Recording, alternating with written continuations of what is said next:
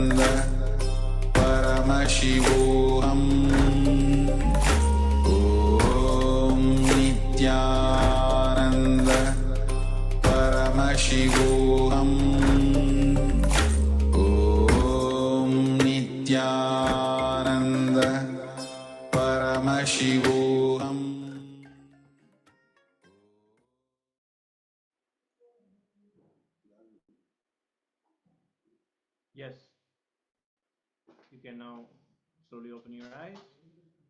Pen down whatever it is that Paramashiva has revealed to you. Pen down all the details, the visuals.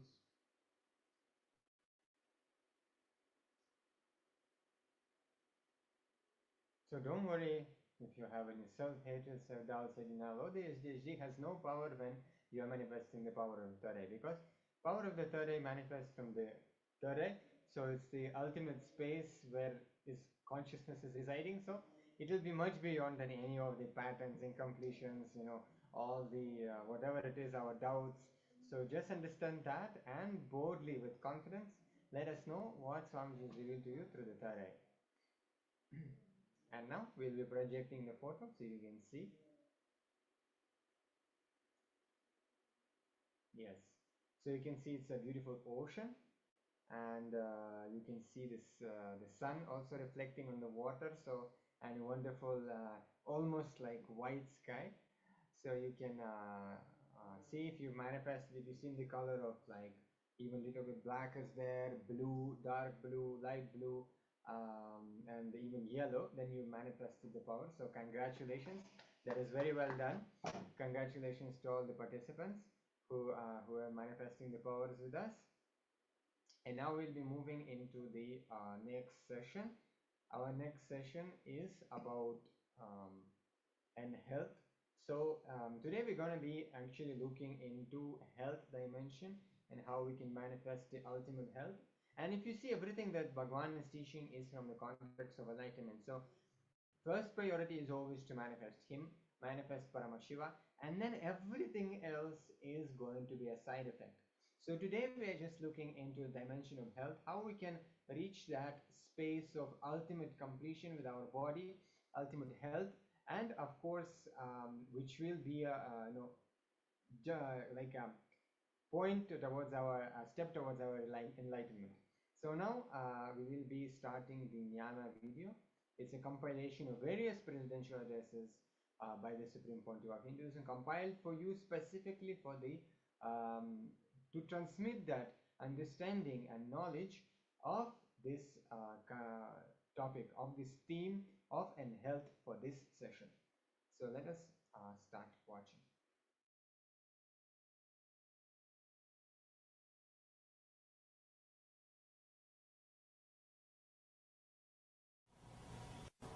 So rishis say, declare, any disease is nothing but a cloud in your body, in your mind. Just like clouds, this also will pass, this also will move. We work intensely to cure once we fall sick. But somehow we don't try to prevent. Because when you are healthy, you take your body for granted. You take your health for granted. When you are healthy, you don't even remember your body. The definition of health is, if you are able to forget your boundary, you are healthy. If you are able to forget your body, you are healthy. There's a beautiful saying in Taoism, when the shoe fits, leg is forgotten. When the belt fits, belly is forgotten. When the chain fits, neck is forgotten. You forget. If you are healthy, you forget your whole body. You don't remember your body. You don't remember your boundary. You don't think that I should do something to maintain my health. One more thing. We always think no diseaseness as a health. If you are not going to any hospital, if you are not taking any medicine, if you are able to manage your day-to-day routine without any medication, you think you are healthy. But according to me, the definition for health is a positive well-beingness. It is not only no diseaseness. No diseaseness is only one part of health. There is something more to health then simple no diseaseness. The positive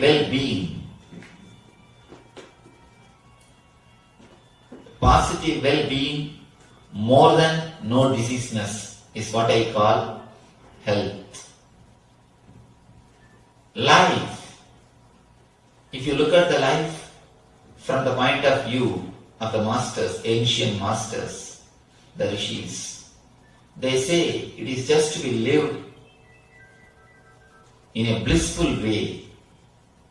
They say Anandam Brahma Navyajanat. There is a quotation in Sanskrit.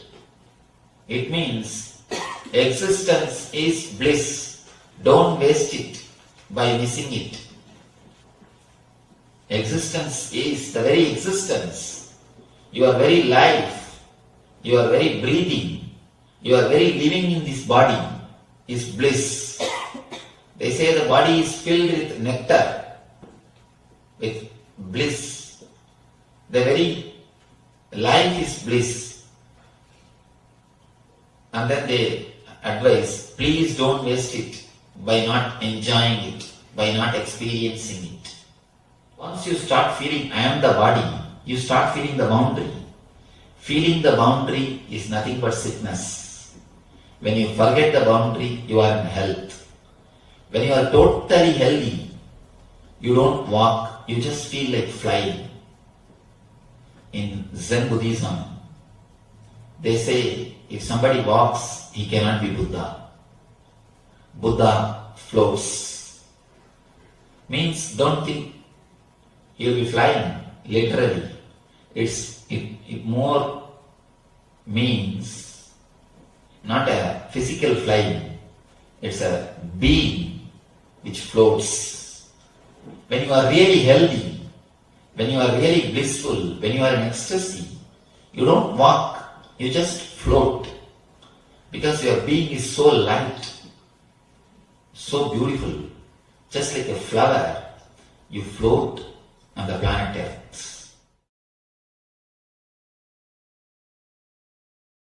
Few basic truths, basic understandings. One, health is not just absence of illness. If you are not in the hospital, if you are in the house, don't think you are healthy. Health is not just absence of illness. It is something more than that. It is well-being.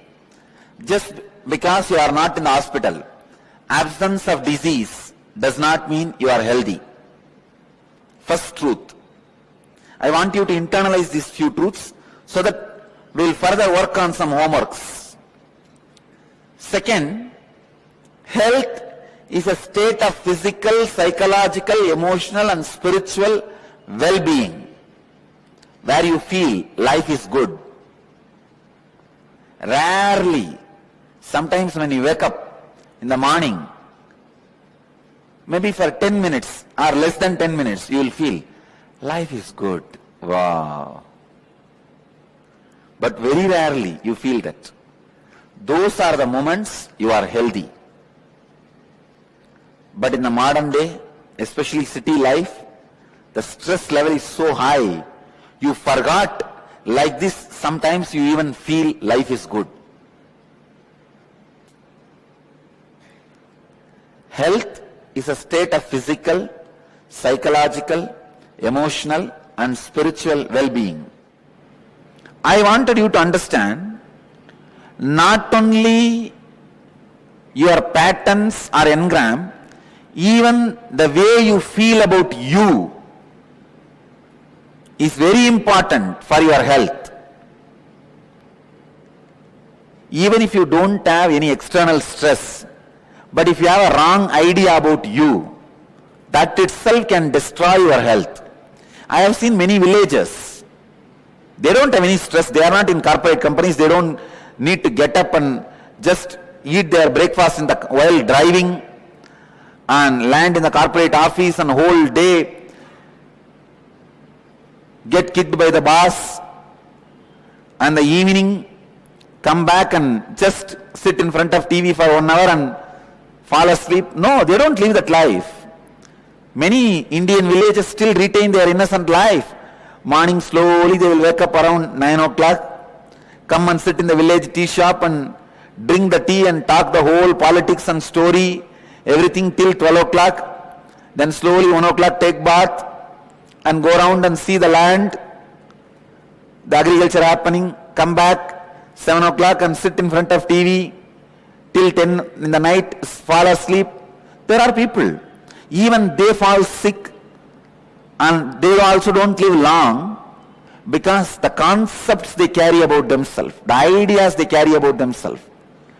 Not only the active pattern, the passive beliefs you have also affects your system, also affects your health.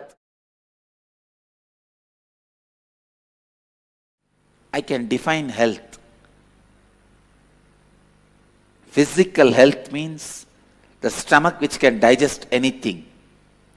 Mental health means the mind which can digest any concept. The mind which can digest any concept is mental health. Stomach which can digest anything is physical health.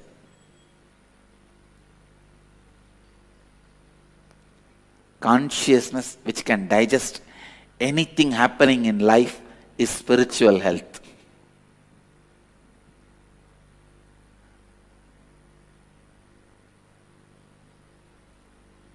I tell you, with these four tattvas, integrity, authenticity, responsibility and enriching, first thing will happen, you will have physical health. You will have physical health. If your intestine muscle memory can taste the healing, pleasant feeling which comes when you practice these four tattvas, I tell you, you are successful in the life. You will be successful in the life. Because only when your root thought patterns are complete, your intestine can taste the power of these four tattvas. Till then, your brain may taste, but not your intestine.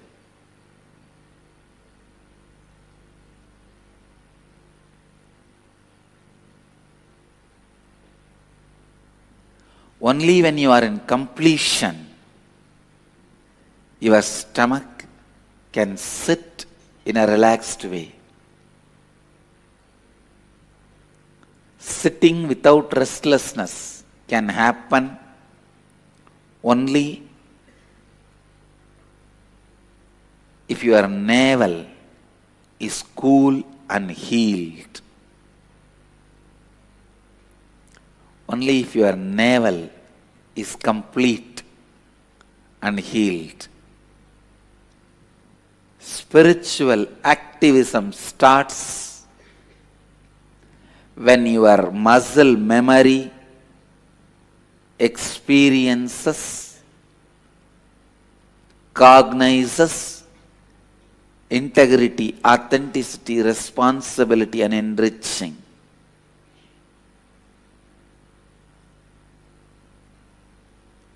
I tell you, if you start living integrity, authenticity, responsibility and enriching, first thing, the hundreds of questions you have, you will discover answers. So first thing, physics of conscious sovereignty. Conscious sovereignty is the ultimate of life. Physics of conscious sovereignty is building a body with a spiritual stamina. Listen intensely. Listen carefully, deeply. Every word now I utter can become your realization, your experience. So listen. Building a body with a conscious stamina. Actually, building a body with a spiritual stamina, conscious stamina, is very easy job.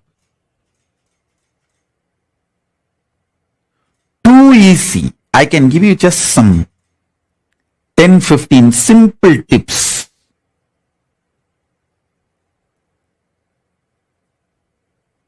If you start following for few days, automatically you will build a body with a conscious stamina which can manifest Paramashivatva.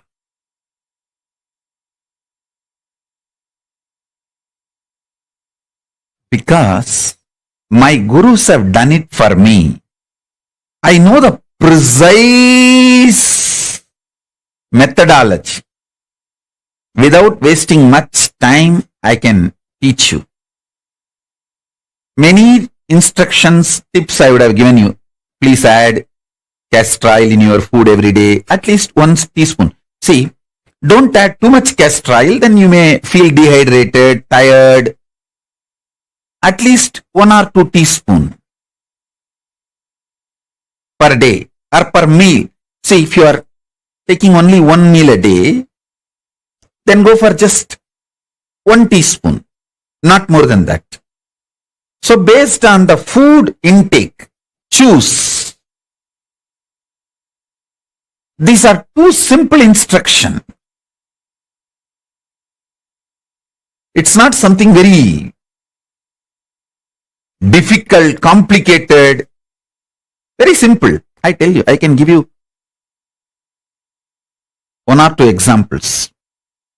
When you start having spiritual stamina, conscious stamina, you will carry such an amazing space. Anyone can ask anything.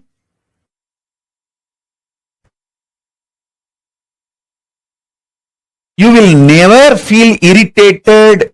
You just know you are so happy they asked you. You will never feel demanded.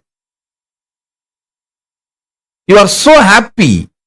The people come into your space.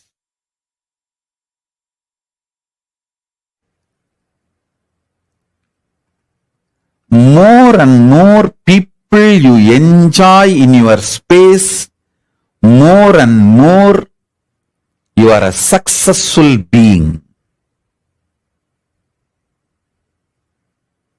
Because you know your pure space never gets trampled by even millions of people entering into your space.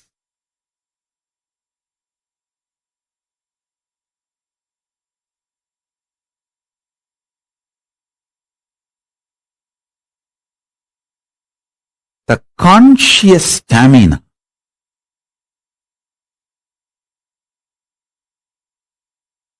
triggers, snowballs, initiates thousands of good things in your life.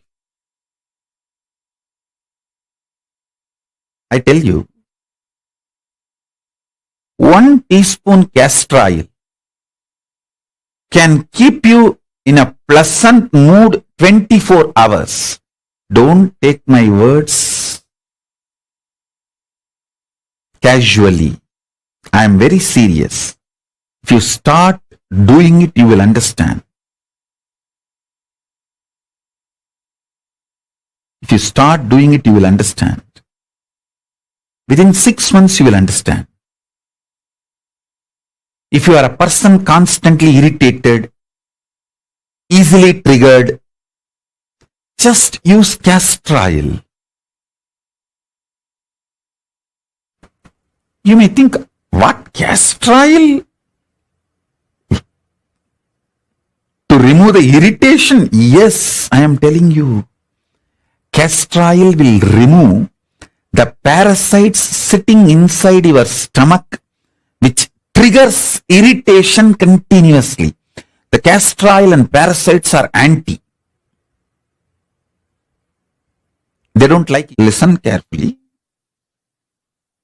Your pitta is responsible for making you doubt about yourself and about your future. See, many times you feel insecure. Oh, if I take sannyas, will I be happy in Kailasa? If I take up this commitment, will I be happy in my life? Not being sure about yourself, you destroy your life so much.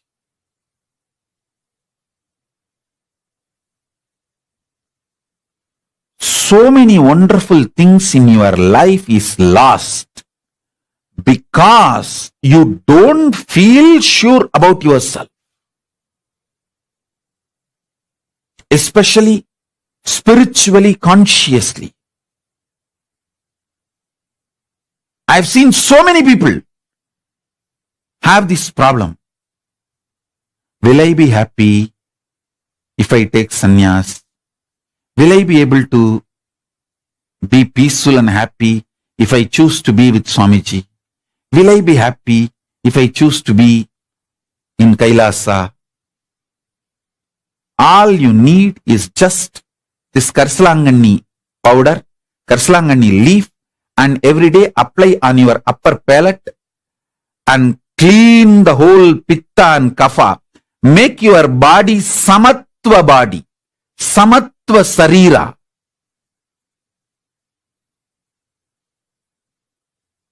I tell you,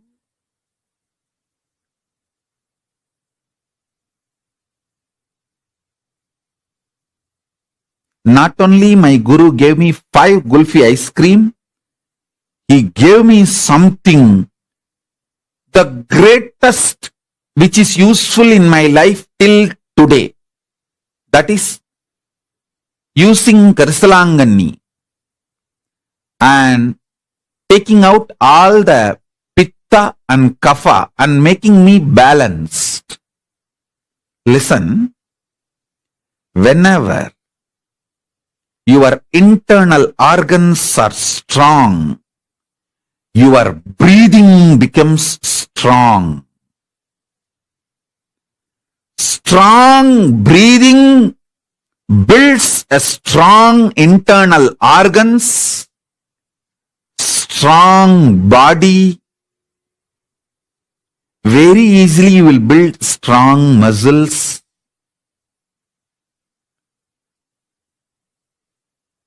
Karsalangani powder, taking it in your thumb, applying on the upper palate and cleaning all the kapha and pitta is such a simple act. It's not at all difficult. Karsalangani is available even in Amazon nowadays.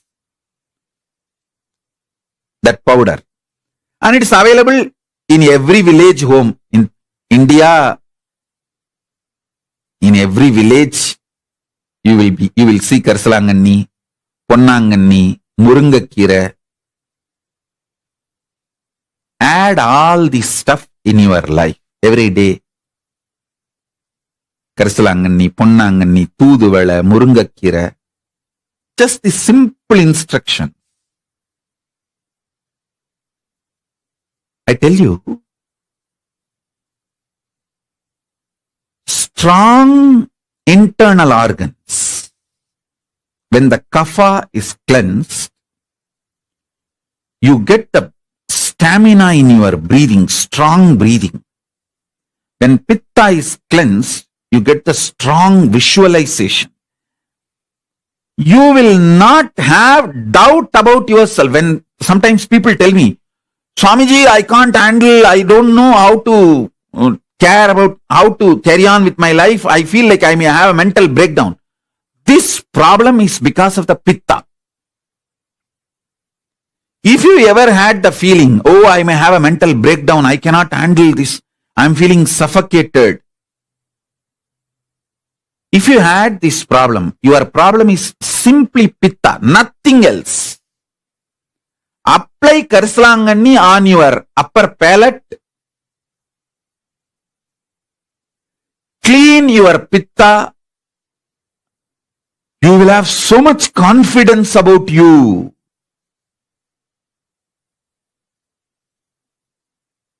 You will have so much confidence about you. I tell you, you may never imagine such a simple acts can solve such huge problems in your life.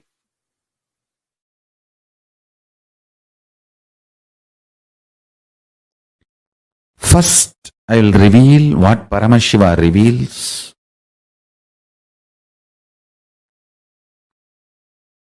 The sacred secrets to have successful relationship with yourself. Listen intensely.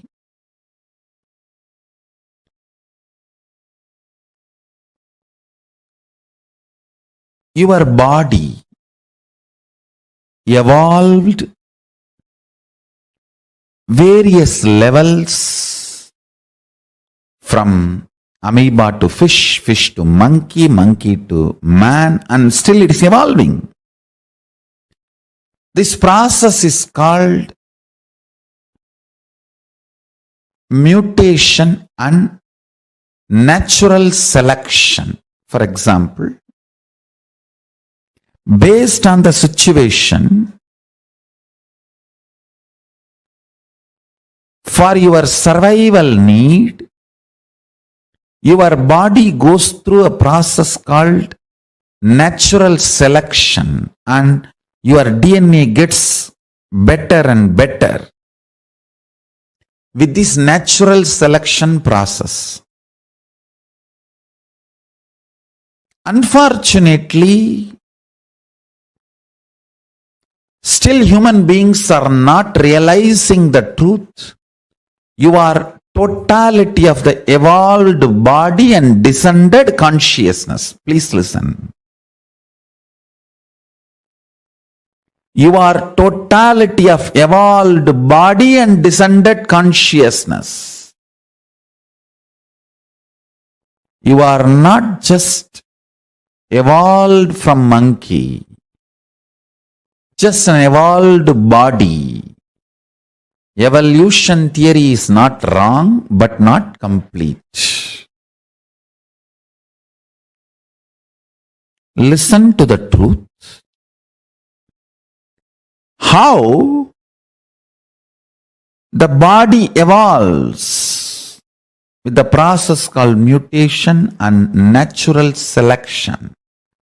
That's the words scientists are describing as a reason for our body, our system evolving and DNA having breakthroughs. Just like evolved body, the descended consciousness have its own process. Descended consciousness has its own process.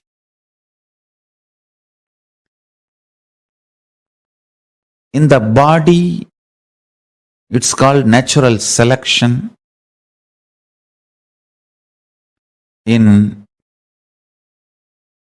the level of consciousness, I'll give this process, the equivalent of the natural selection process happening in the level of superconscious descending. I'll give the title of Listen carefully. Conscious decision.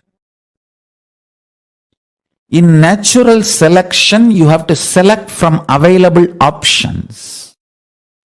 In conscious decision, everything is possible for you. There is no limited options presented in front of you. There is no such thing as here there are million options, choose from this. No.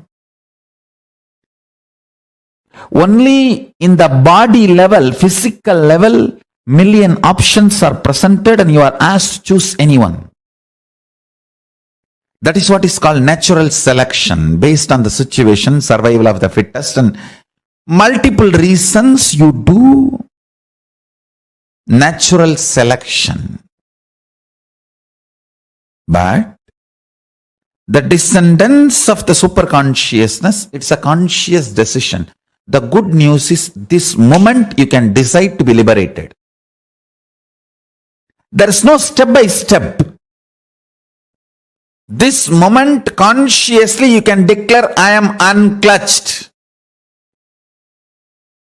Then the pure superconsciousness will just blast your whole body and DNA and alter it to the level.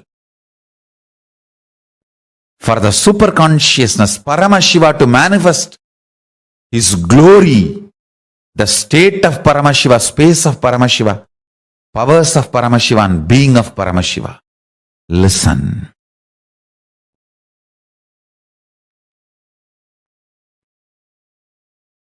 Natural selection and conscious decision, if you understand these two, you know how to create a right communication and relationship with you. If you cognize yourself only as a descended consciousness, you are not complete. If you cognize yourself only as a evolved DNA, means evolved body, primate species, you are not complete. You are neither just an evolved body nor descended consciousness. You are both. If you understand you are a descended consciousness, you will blast yourself within the system you are carrying. You will explode yourself within the system you are carrying. You will alter the whole system. From natural selection to conscious decision. Understand?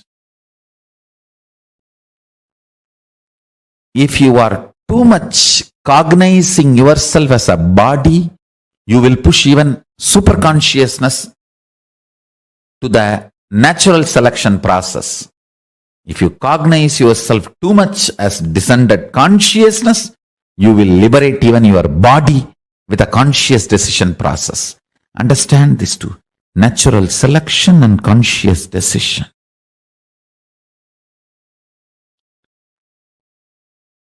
See every day in your life how your life is flowing. Is it more natural selection based or conscious decision based? In reality, you are consciousness and body together. Even after liberation, as long as your body is functioning, you are together.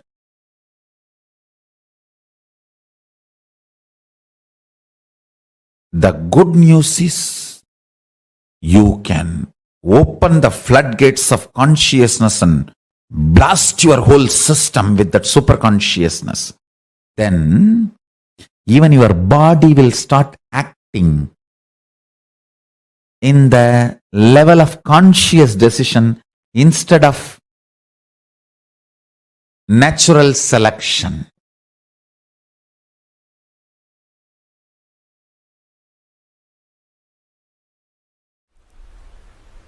Actually, I feel that whole thing, all of you in front of me, and this whole hall, this mic, everything, this throne, everything, kind of a liquid, semi-solid, where the bhava freezes into matter, where the ideas becoming idols. In that space, I can see the whole operation happening. From this space, I want to give you one advice. Please understand.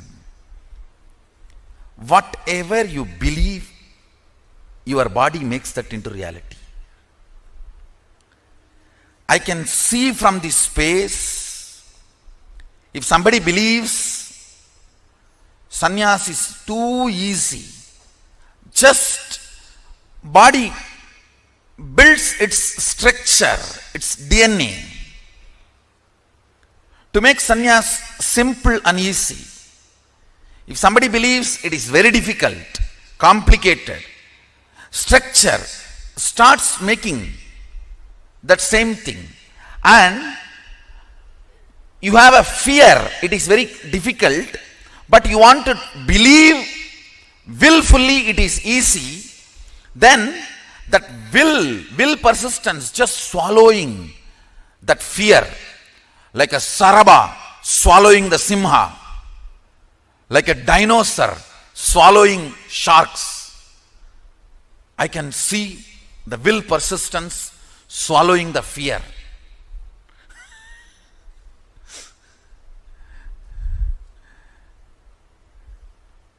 If you feel living in this place is the best, I am seeing you manifest that. If you feel there is problems here, I may not be in tune with this now, then I see that same thing getting manifested. If you feel the fear is there, I may not be successful, I may not fit in, but with will persistence you want to feel, no, I will fit in, this is the best place. Then I see the will persistence behaving like a sharaba. Listen, I am not 4D theater, Universal Studio to shake you and give you the experience of earthquake, accident. No, I don't need to do any of that. My words are enough. I tell you, really I tell you, today I'll make you experience how liquid you are.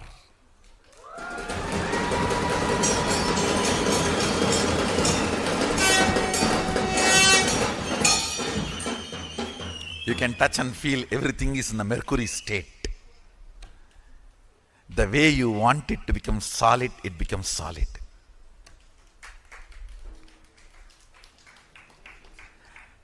Your cognition solidifies it. That is what is consolidation. Your cognition solidifies it, consolidates it. Sit as pure consciousness. If you don't know how to visualize it, you can decide to visualize Mahasadashiva. The form here carved with thousands of heads means all the heads here are your heads. The head of the Indra, head of the Chandra, head of the Surya, head of the Shani, head of the Guru, head of the person who is sitting in Batala, everything is part of your head, your neck. All those identities are your identities. Sit with that cognition. You may not know how to come to the conclusion about consciousness. So, come to this decision, conclusion. Everyone here, everyone everywhere, every animal, everything exists. Big sharks inside the ocean. Huge living and non-living entities. No, I should not use the word non-living, sorry. Animate and inanimate. They may be inanimate, but they have life. They are alive. Stavaram jangamam vyaptam. Whether it is stavara or jangama, you penetrate everything. You pervade everything. Sit with that decision. Sit with that conclusion. I'll show you how liquid this whole universe is. It is your bhava does the spanda. It's your bhava does the spurana. Understand? I'm really seeing this whole semi-solid existence. I'm actually sitting on the threshold.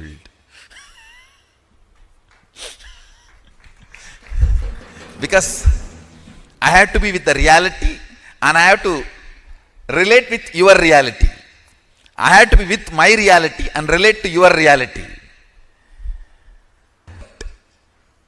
Your brain deciding to believe the magical existence of you against the logical existence of you, which is taught to you by your society.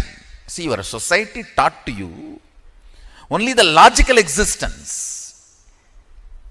Your brain deciding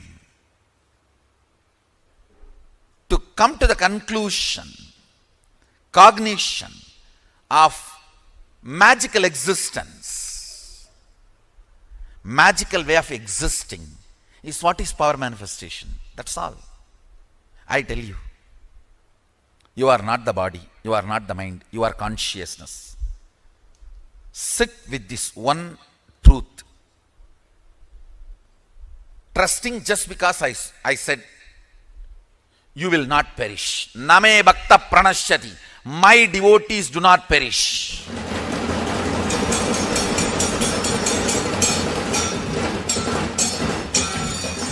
When you come to the conclusion, your consciousness, your pleasures will change. Your purpose of existence will change. Why you want to exist will change. I tell you, whatever you feel as you, whatever you concluded as you, whether you like it or not, just by your breathing you spread that. If you are joyful, by your breathing you spread that.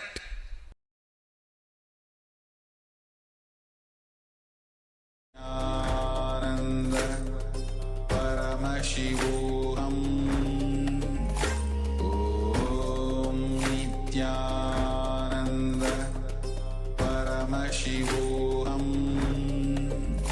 Om Nityananda Paramashivoham Om Nityananda Paramashivoham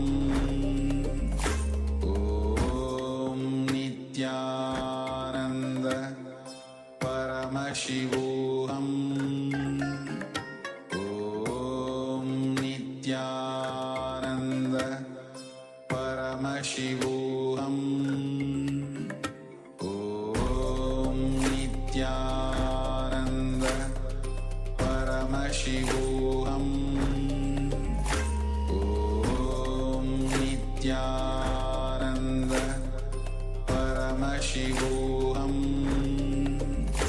Om Nityananda Paramashivoham Om Nityananda Paramashivoham Om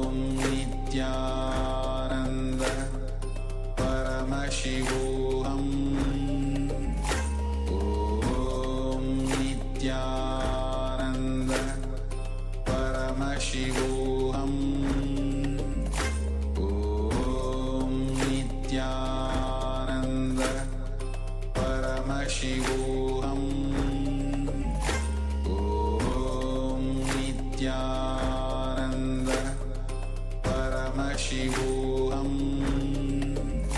Om Nityananda Paramashivoham Om Nityananda Paramashivoham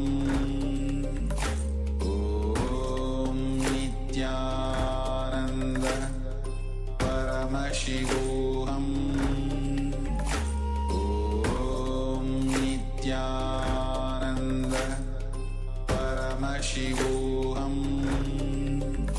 Om Nityananda Paramashivoham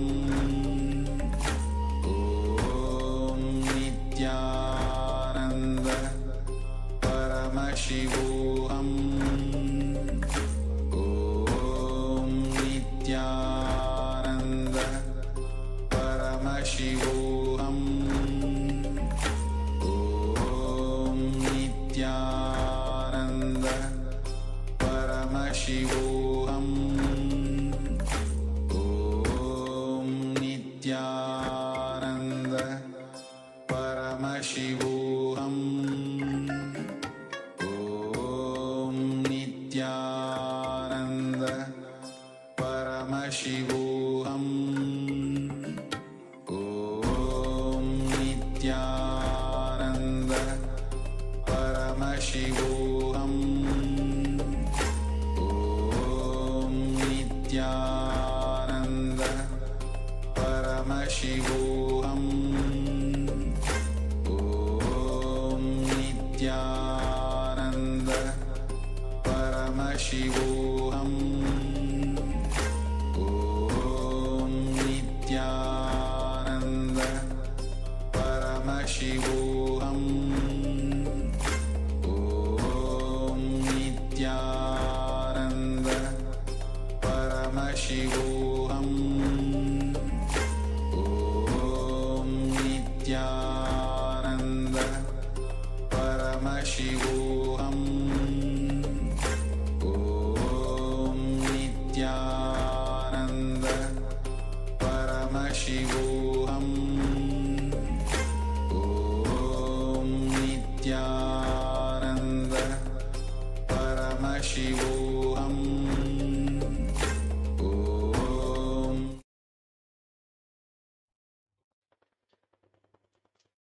Yes. So now we watched a very powerful Jnana session by the Supreme Pontiff of Hinduism, the compilation on health. From different angles, we saw how we can manifest our health centered on the ultimate, centered on enlightenment. And now we'll be doing a very powerful technique where we're going to be experiencing that space of the ultimate awareness through completion, through actually reducing and stopping our verbalization and visualization, which are the two main things which kind of create disturbance in our inner space and not letting us be in that space of restful awareness. So let us go through the steps of the exercise. So this exercise and this technique rather has two parts. It gives an experience of very deep relaxation. First one, we'll be closing our eyes and sitting with our head, neck and spine in a straight line. We'll be chanting the Hukara, which means the Hum sound, which goes as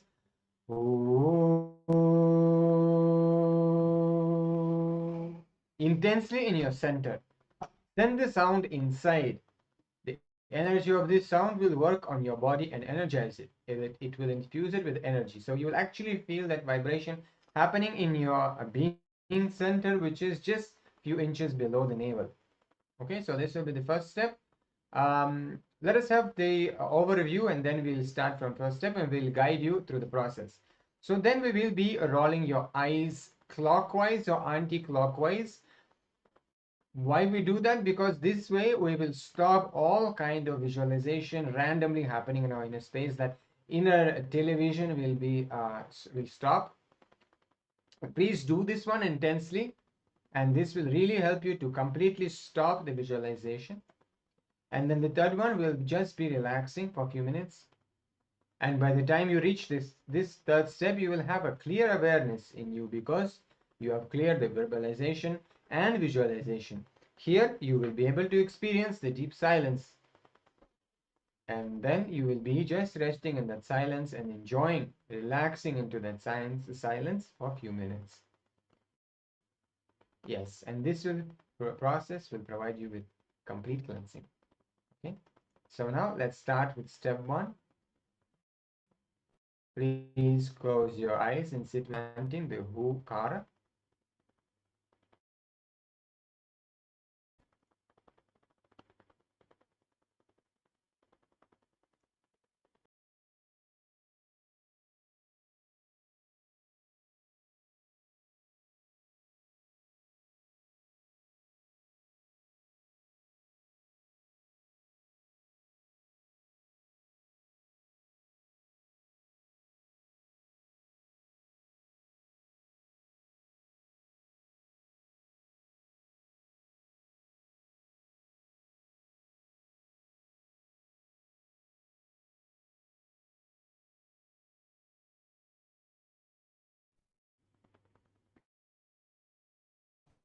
Get into the meditative space.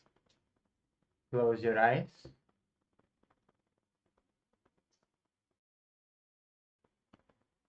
And start chanting the Hu Kara.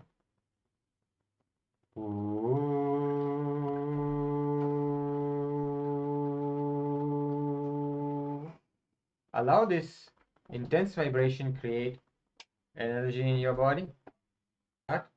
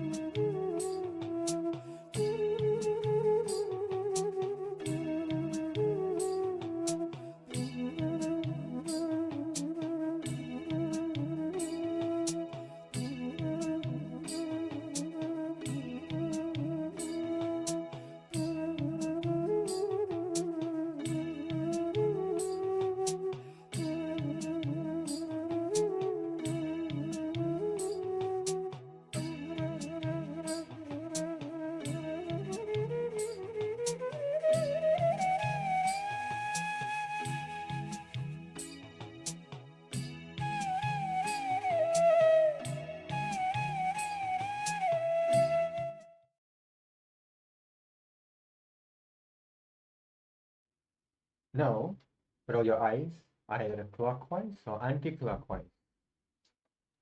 Do not allow any inner visualization. Roll your eyes intensely.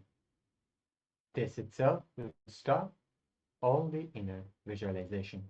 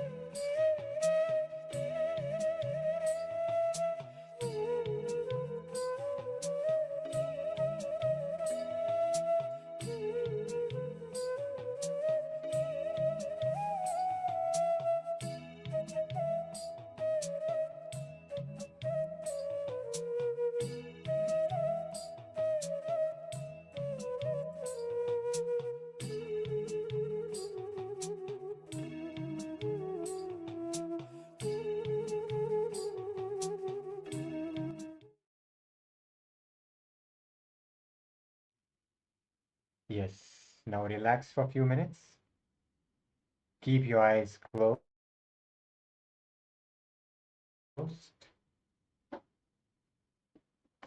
Now you'll experience a deep silence in you. Enjoy and relax into this silence for a few minutes. This process provides a complete cleaning.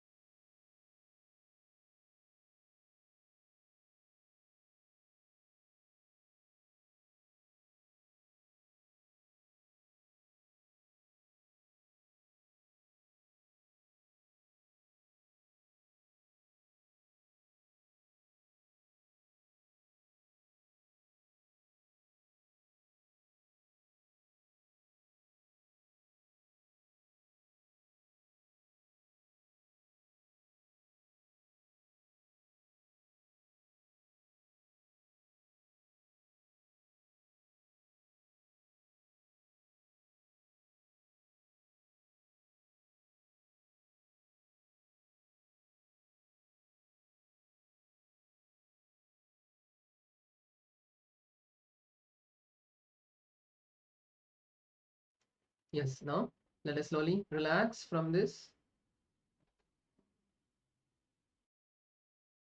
Now that we have completed this beautiful meditation process, let us now move into the power manifestation to experience the powers from this powerful space that we have entered, this powerful completion space that we have come into. Today we'll be manifesting the power of the Mahima, which is increasing the size of the object from the Ashtamaha Shaktis. So let us now move into the Shastra Pramana first, listening to the direct words of Paramashiva himself from the Shiva Samhita, another powerful scripture where Paramashiva himself has revealed the signs to various power manifestations.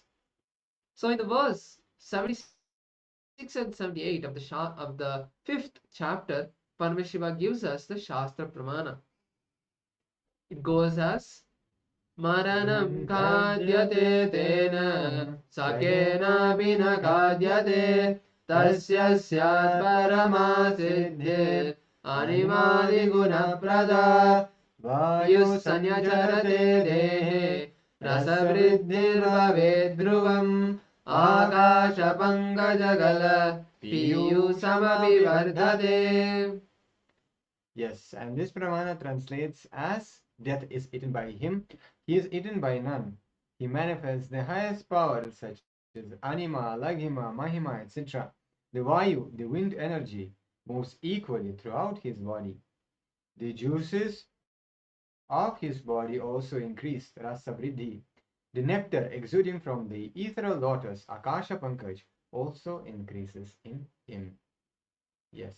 So with this powerful understanding, we'll be entering into power manifestation. So requesting all the participants to sit straight with the head, neck, and spine in a straight line, connecting with Swamiji in the third eye, and to be able to have Sakshi Pramana at the end of this power manifestation. We also request all the participants to keep the video recording device ready.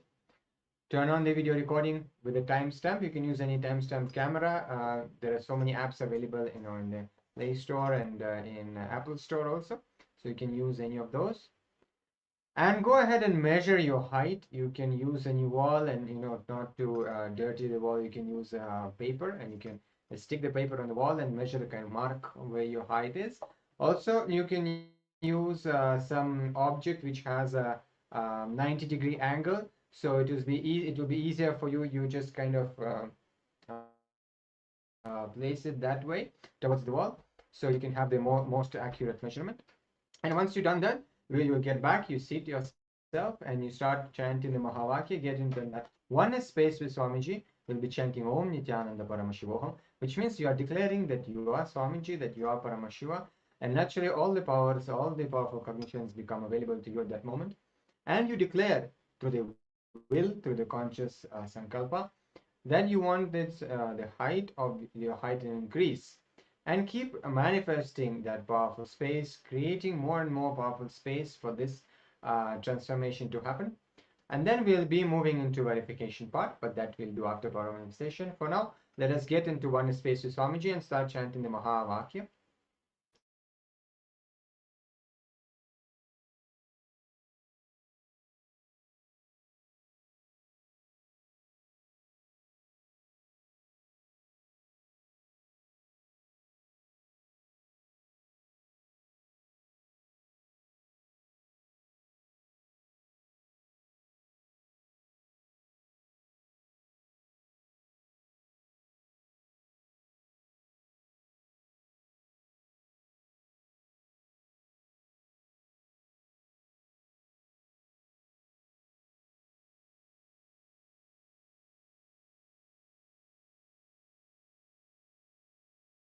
Now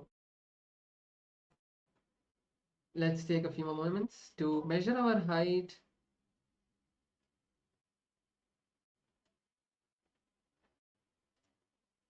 If you already are aware, you recently took the measurement of your height. Now sit down, close your eyes. Let's begin the manifestation. Visualize Swamiji in your inner space.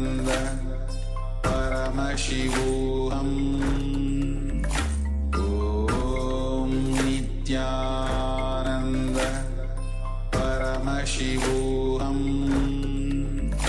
Om Nityananda Paramashivoham Om Nityananda Paramashivoham Om Nityananda Paramashivoham. Yes. Now, slowly, very slowly, please open your eyes. Let us now verify our manifestation. You can once again go stand by the wall and see if there's an increase in the size, in the height of you.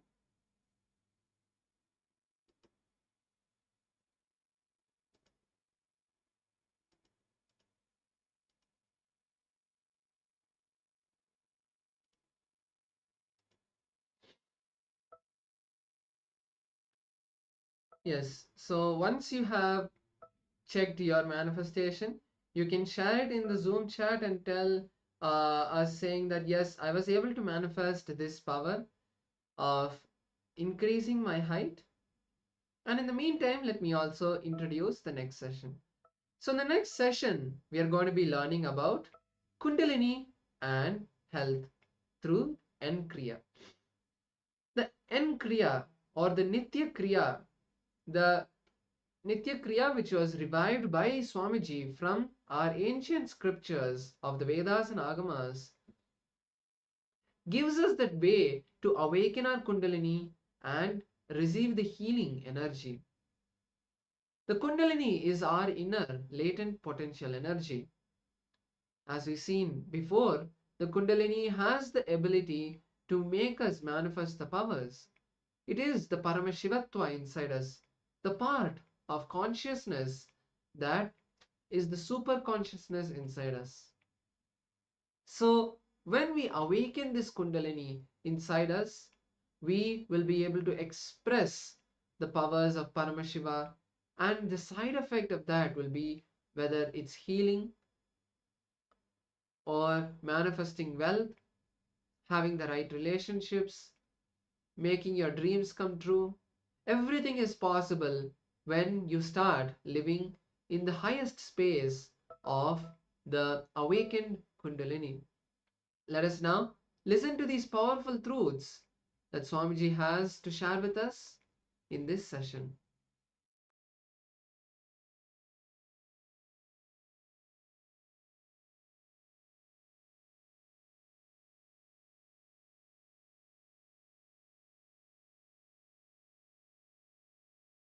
Let me define Kundalini exactly, especially for the sake of newcomers. Kundalini is an extraordinary inner potential energy which is in every human being. Once awakened, not only can bring tremendous physical health and mental health and emotional fulfillment, can bring extraordinary powers, can manifest extraordinary experiences and powers in your personality, extraordinary joy in your personality. Please understand, when systematically awakened, it can add to extraordinary power, strength, energy. It is time-tested, foolproof, side-effect free, science evolved, experimented, experienced, expressed by the great Vedic inner scientists, rishis. Here, offered to you from the unbroken lineage. We call it Karana Parampara, means only heard from guru to disciple, guru to disciple. Karana Parampara means never written. Guru teaches to disciple, disciple teaches to his disciple. Succession of unbroken lineage of enlightened beings. It is transmitted and now it is here available to all of you as one of the great signs. One unique thing we did as our contribution, doing modern day scientific study on this Kundalini awakening. As you are all maybe aware, the last inner awakening we did a research, scientific study on group of people. Whoever had initiation, actually whoever accepted to participate in the program, all the people who participated, of course all of them had initiation every day. Within 18 days of Kundalini awakening initiation, all of them had 1300% of increase in mitochondria cell energy level, which is groundbreaking, earth-shattering, because maximum the mitochondria cell energy level can be increased by any available drug, therapy, yoga, exercise, only 30 to 40%. But this process has increased the mitochondria energy level to 1300%. I think this doing scientific study, validating it and presenting it to the world. All the participants who participated had this experience. This is what is our contribution.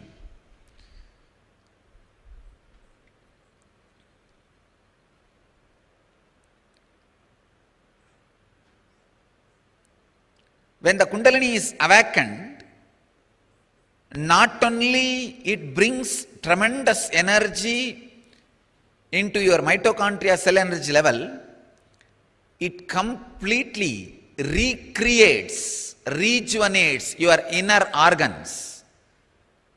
I will now continue my studies and prove how this Kundalini awakening heals, replaces, replenishes, rejuvenates, recreates the organs.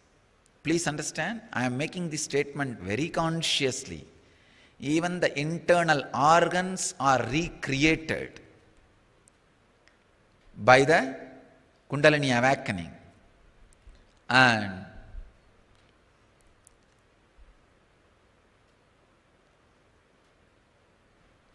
Kundalini awakening can directly make you young, not just look young. It can really make you young, because the mitochondria cell, if it becomes old and tired and starts dying, that is the aging process and death process. When the mitochondria cell energy is drastically improved, the degradation, deterioration and death of the mitochondria cell energy is stopped. So naturally it becomes anti-aging. The aging process stops. Not only you will look younger, you will be younger. This is the best technique to grow young. In your muscle memory, you have layers and layers of muscle memory. Understand this one truth. You are almost like a, visualize this, you are made out of layers and layers of clothes.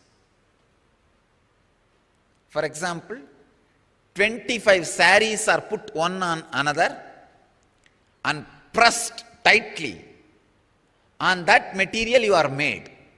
Each layer sari is one layer of your engrams.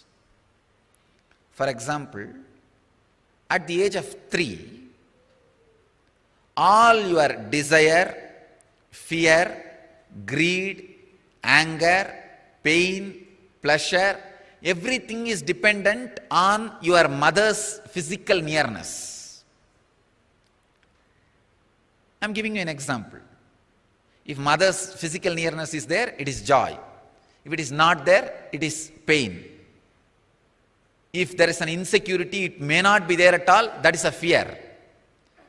Everything revolves around your mother's physical nearness. At the age of 7, all your fear, greed, anger, pain, pleasure revolves around the toys you have. At the age of 10, all your pain, fear, greed, everything revolves around the need of friends, living toys you have.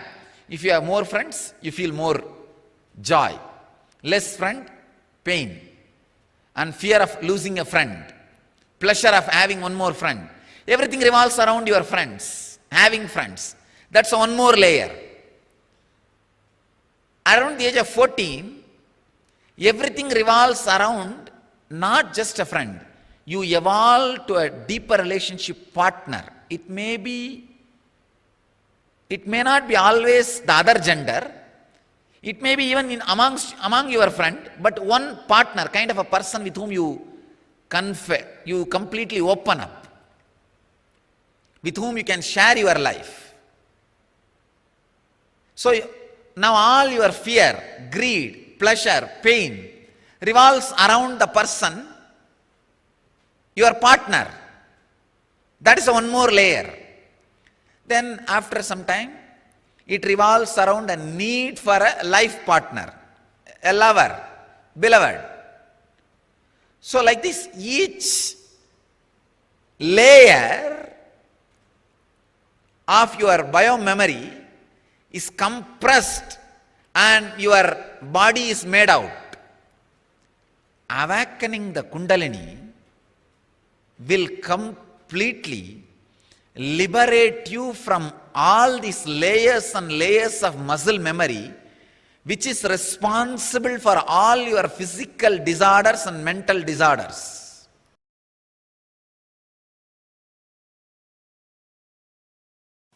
We always take our body for granted. My last few words is the gist of the whole class. We always take our body for granted and exploit more than what it can do. Instead of feeling grateful towards it, we start exploiting the body. And if you feel grateful towards the body, the intelligence of the body will be more active and more alive. You go and pray to so many gods, so many goddesses, to so many deities, to so many gurus, but you never keep friendly attitude with your body. There is a beautiful technique in Tantra. They pray to their own body. They give their gratitude to their own body and they pray to their body. When I read about that early, first time, I was surprised. How can this help? But when I practiced myself, when I consciously scanned, I understood. First thing, your body intelligence gets awakened. Next thing, your inner consciousness starts respecting your bio-intelligence, your body intelligence. Now, as of now, your inner consciousness never respects the body's intelligence. You never believe body has got its own intelligence. Just understand one thing. If one piece of bread, if it has to be converted into blood mechanically, you need an industry which runs 3 kilometer distance. If you have to do mechanically, you need an industry which runs 3 kilometer distance. But in this 6 feet, It's continuously happening. Continuously it is happening, day in and day out, not even one day strike. Continuously, the blood is getting converted into blood, and doctors say the process which happens through your mind, inside your brain, if that has to be done through computer, you need a computer which is at least 10 times bigger than a normal house. 10 times bigger than a normal house. The sound which will be created by the computer will be equivalent to the sound of one city. One city, what is the sound one city creates? That much sound will be produced. But in such a small place, practically with no sound, the whole mechanism goes on. Your body is not a matter as you think. It is an energy. It is an intelligence. According to me, it is a temple of consciousness.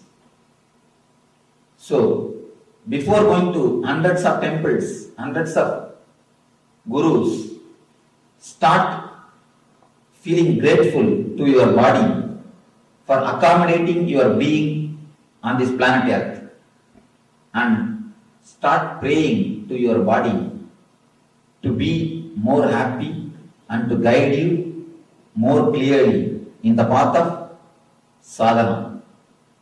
You may feel strange because always you only look down upon your body. Always you disrespected your body. And the so-called spiritual people also continuously teach you to condemn your body. Condemning the body only makes you schizophrenia. It's like you try to pull your own shoes and you try to fly. Can you fly by pulling your shoes? You can only fall. So feeling grateful to your body is the ultimate devotion. Praying to your body is the ultimate prayer, because consciousness is Atman, consciousness is God. Which is the object available to you, which is nearest, very close to the consciousness? Your body is the only object which is available to you, which is very close to consciousness. The deity in the temple is also close to consciousness, but your body is much closer to consciousness than the deity in the temple. So your body is more worthy, your body is more sacred, your body is more divine than any other god or any other temple on this planet Earth. One important thing you need to understand: why we disrespect body. First thing, we have the idea about beauty. We always have some model in our mind. So we try to become that model. When you have somebody as a model, you don't have a deep respect or love for your body. You don't feel comfortable with your body as long as you have some model. You try to become that model. You try to do makeup, or you try to behave, or you try to live like that model person. As long as you have model, you will not be happy unto yourself. You are beautiful to yourself. Why should you bother? Why should you care for some other model? If he is beautiful or if she is beautiful, it is for him, not for you. Your body is the closest mechanism available to you. Even if he is beautiful or she is beautiful, it is his body. It's not your body. Why should you have hatred to your body by getting attracted to that body? Most of the time, when you feel attracted to some model, you start hating your body. You also want the same kind of body. You also want same type of body. So naturally, you create tension in your body. From the young age, you are taught to become like somebody. You are given so many fantasies, so many ideas. You should look like this person, you should look like that person. This is the idea of beauty, that is the idea of beauty. The ideas about beauty enters into your mind and you start disrespecting your body. You start misbehaving with your body. The moment you think, you feel somebody else is beautiful, you want to become like him or like her. Avoid and drop the ideas somebody is beautiful and somebody is not. You are enough unto yourself. You are enough unto yourself. You are beautiful for yourself. Why should you bother somebody else's beauty? Why should you bother about somebody else's body? First thing, feel totally homely with your body. Feel totally relaxed with your body. Start feeling grateful to your body for giving you so many types of pleasures. It has given you so many different kinds of pleasures. Pleasure of tongue, pleasure of smell, pleasure of eyes, pleasure of hearing, pleasure of sex. So many pleasures are given to you because of your body. Your body gives you so many kinds of pleasures to you. You must feel grateful to your body intensely because it helps you and it shows you, it gives you so many pleasures. Next thing, pray intensely to your body to guide you, to lead you to Nityananda state, to help you keep more healthy, to help you more happy.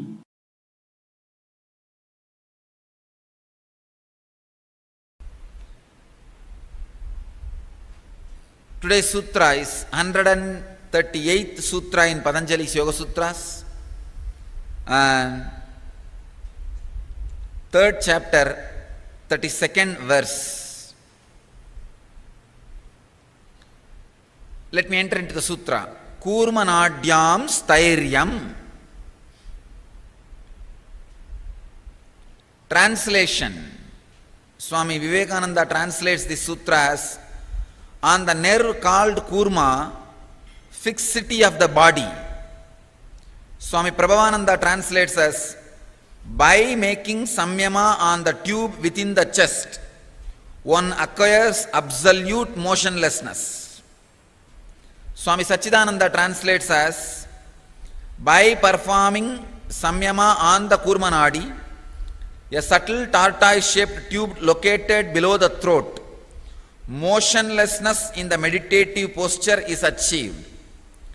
Bhagavan Osho translates as, by performing samyama on the nerve called kurmanadi, the yogi is able to be completely motionless.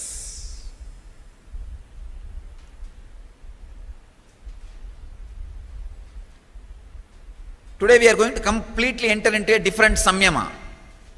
No movement. I can say this is the most difficult samyama, most powerful samyama than jumping around, hopping around and flying all over the world. Please understand, this is the most powerful samyama.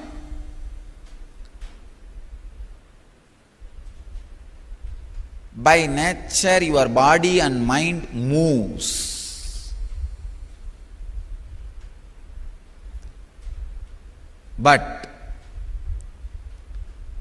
consciousness is always achala, doesn't move. It is established in the stability. So your body and mind falling in tune with the achala is more difficult and more important, more powerful for your enlightenment than movements. Understand? Kurmanadi is in your system just below the throat, almost little above the heart center. It is not Anahata Chakra, little above the heart center, Anahata Chakra. This is the area, little above the Anahata Chakra, the Kurma Nadi. The entrance for Kurma Nadi is in both hands.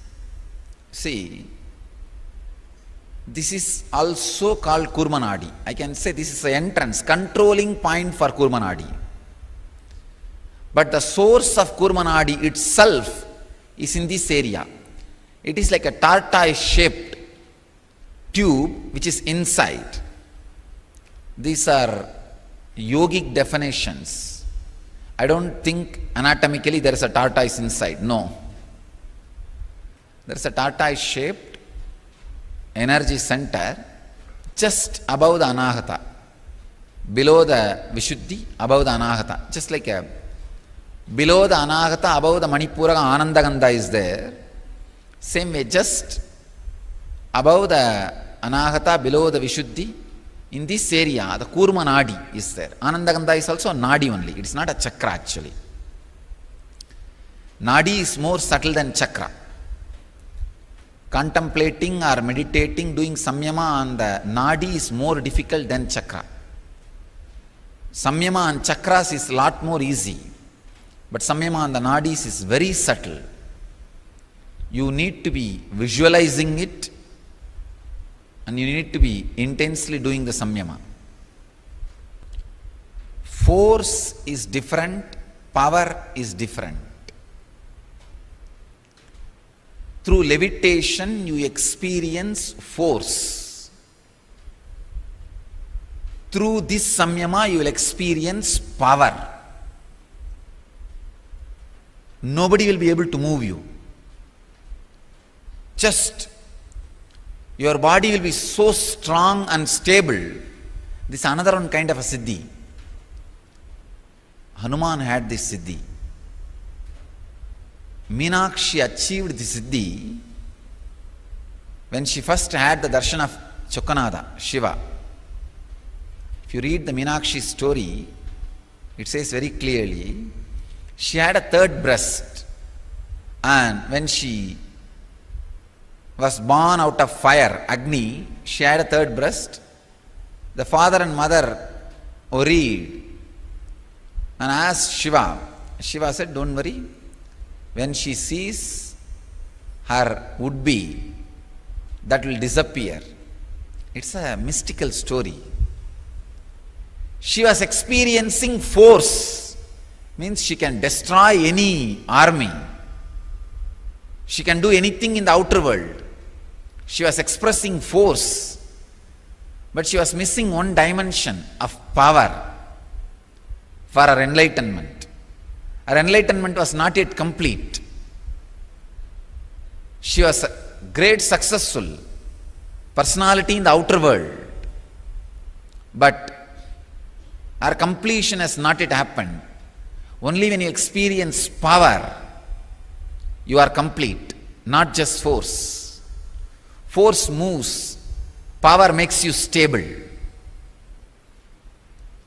When she gets the darshan of Chokkanada in Kailash, Mahadeva, Shiva, the moment she sees the Shiva's Nayana Diksha, her Kurma Nadi gets awakened. And she experiences power, the stability, and enlightenment happens in her. She decides to stop fighting. Otherwise, person like Meenakshi, she went to Kailash all the way just to conquer, but the moment Kurma Nadi is awakened, she realizes the power of stability. The power of stability. Shiva is there like Achala, Kailasha. Not only the Achala, he himself is an Achala. Immovable. I can tell you, I myself live in this siddhi only. I can sit without moving the body for hours Easily 10 hours I can sit without moving the body. I don't need to move the body at all or adjust. Shiva is so stable, powerful. Just by his stability, he expresses his power. Naturally, by his Nayana Diksha, the Kurma Nadi of Meenakshi awakens. When the Kurma Nadi of Meenakshi is awakened, she experiences intense power of stability. She becomes enlightened. Her enlightenment is completed. The other dimension was added to her life. Then Shiva marries Parvati, Meenakshi. You know the story further.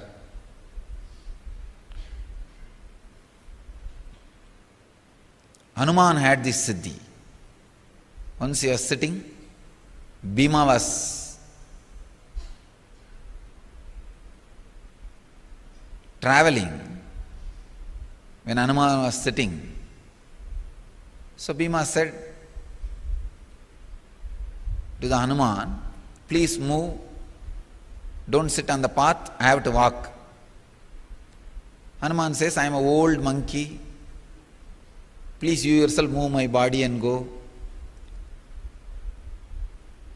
Bhima tried his best, nothing could be done. He could not move, even Hanuman's tail. It's a very powerful samyama. I can tell you, directly this will work on you in one session. Understand, from today, I am going to give series of samyama. Please understand. Every day, the sacred secret in the samyamas I will reveal. Every day, one samyama. We have to complete it so that we can start Brahma Sutras again. And very clean, straight instructions. I am not going to waste much time. In introduction, straight away giving instruction about the samyama and making you do it. So from today, it will be samyama series. And Patanjali is taking us to deeper and deeper layers of samyamas. Understand, suddenly you will see, today the whole energy will change. There will not be any body movement. Today samyama you will see. Just one small instruction change. So all the people who never used to levitate, now will experience this samyama. Because this will be very successful for the people who never levitated. See, your biomemory setup is for this samyama. And nobody will be able to move you. And you will experience such a strong stability and power.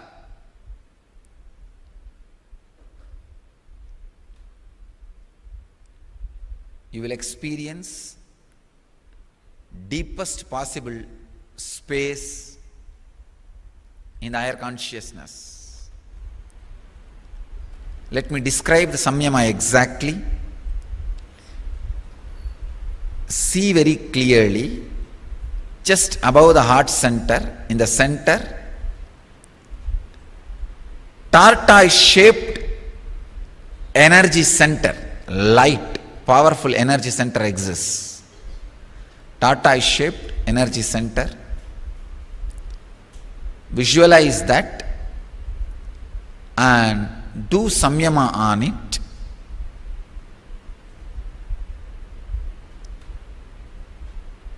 Suddenly you will see very thought flow stops. You will feel like your whole body has become like a stone. It has become like a stone.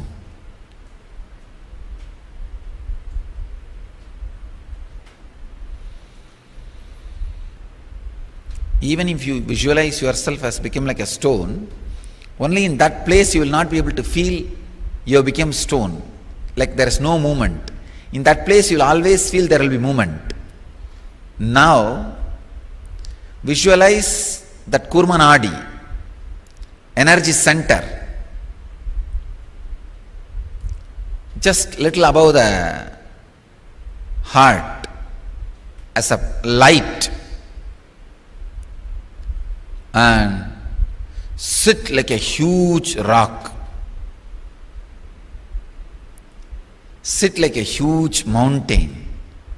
Visualize you are stable and powerful like a mountain.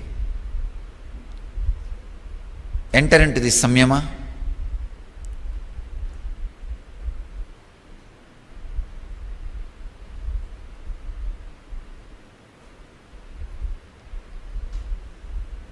Sit in Padmasana.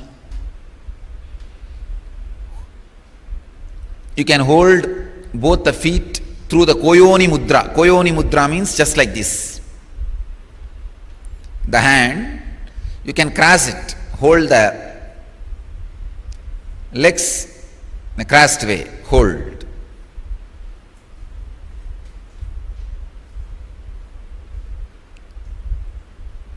Sit stably. Feel you are a solid rock, huge mountain, no movement. Visualize the Kurmanadi, small tortoise shaped, intense light just above the heart center. Feel you are like a stone, huge mountain. Continue on this samyama.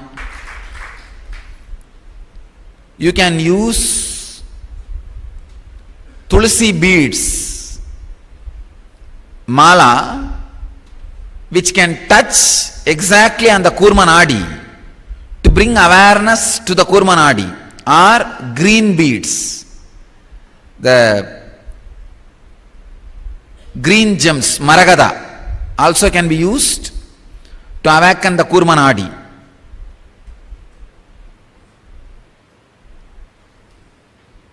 Today try this Kurmanadi samyama, especially if you are not levitating. This samyama will straight away click with you, because your bioenergy is for this samyama. This samyama is for you. It will click with you. You will experience.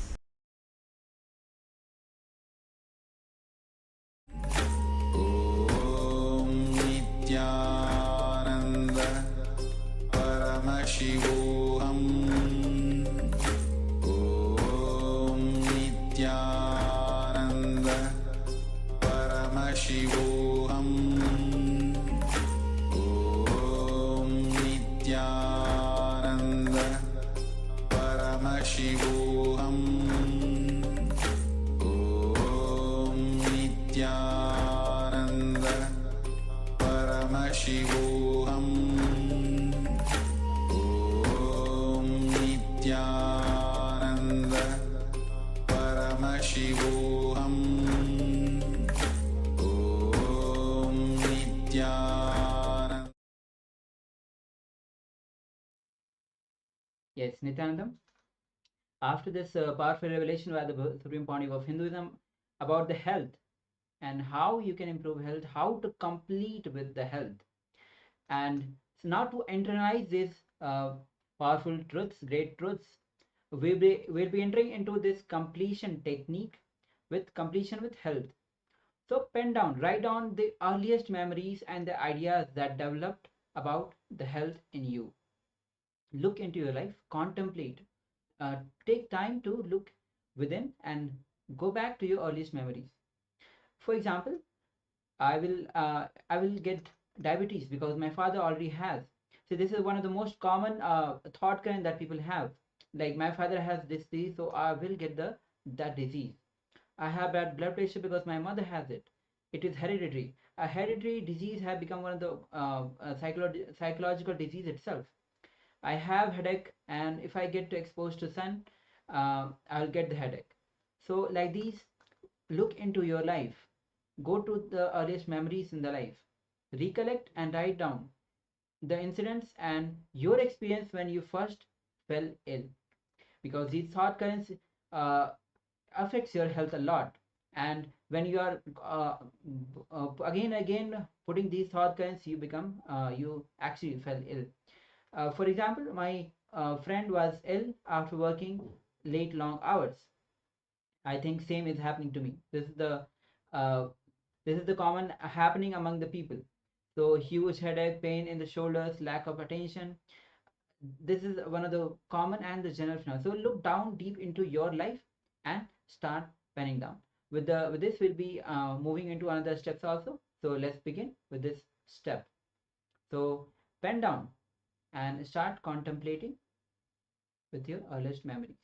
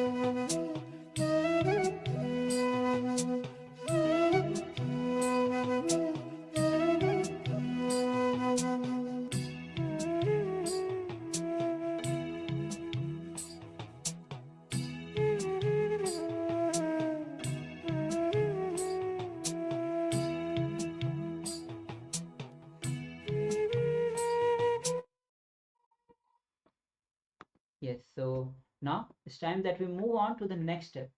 Now recollect and write down the incident and your experience of the first time when your near and dear one fell ill. For example, I am 4. Mom is lying on the bed. Grandmother is upset for the work she has to do. Father seems tensed. Sister isn't playing with me anymore. So, like this, pen down all the incidents that you experienced for the first time when your near and dear ones fell ill. So, let's begin.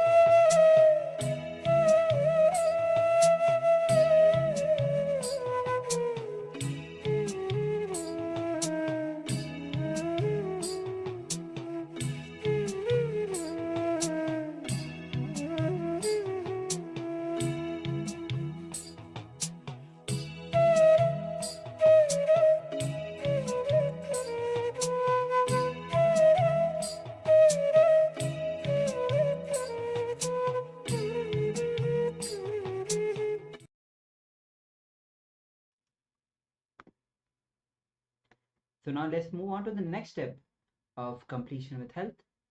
Now look into your life and describe all the incompletions you experience in the area of health with respect to your own health and health of others in your own life. For example, I feel I could be more healthy, active, have proper sleep. I still cannot run a marathon or a race. Should I be more skinny? So these type of thoughts that you get often. So pen down. Are skinny people more healthy? Paris isn't like that, but Tom is. Mother always said I need to eat. Swami says I can do nirahara.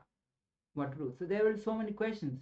So look into your life and describe all the incompletions you experience in the area of health with respect to your own and the health of others in your life. So let's begin.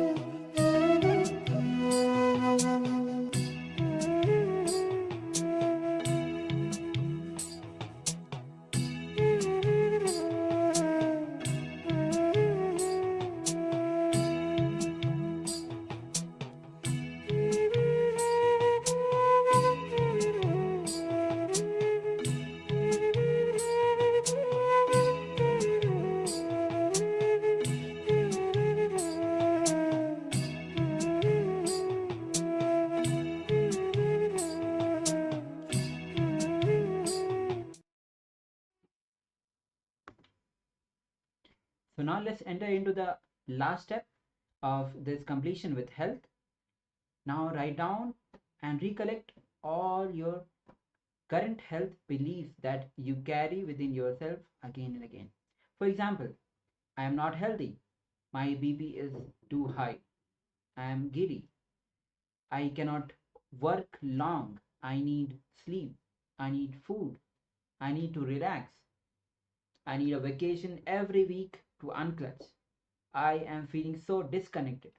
So like that, if you look deep into your life, again and again, different kinds of thought current, different kinds of belief you will be having about your own health according to different situations, different health conditions. You'll be having beliefs inside you. So collect all those beliefs and pen down.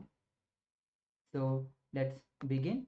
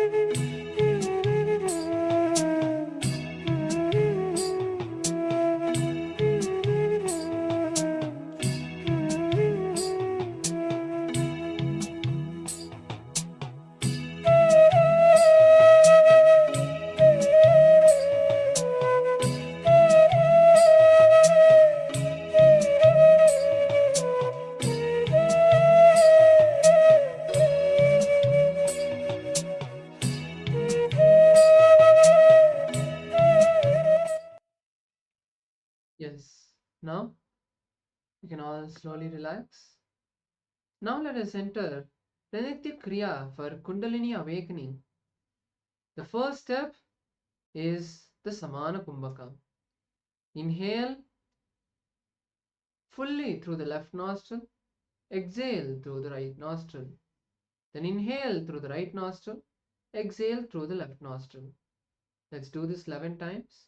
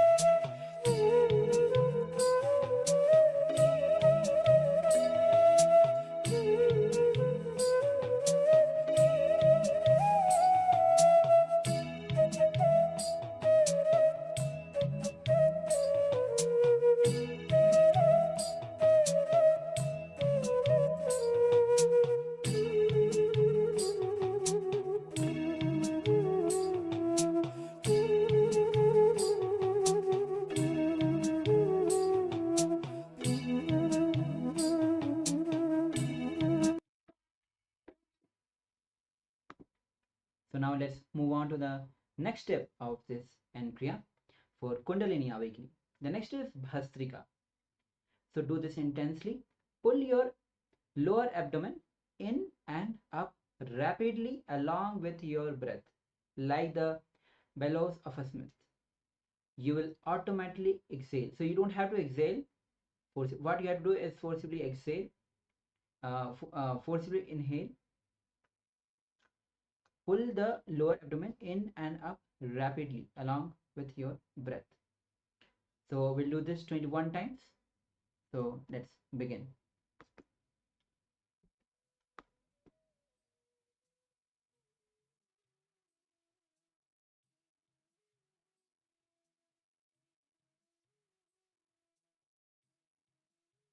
Yes. So with this, let's now move to the third step. These are just preparatory steps. Continue to be in the meditative space. Let us now move into the next step, which is inhaling as slowly as possible, holding the lungs as full and long as possible. Exhale as slowly as possible and hold the lungs empty as long as possible. Let us do this 21 times. Please begin.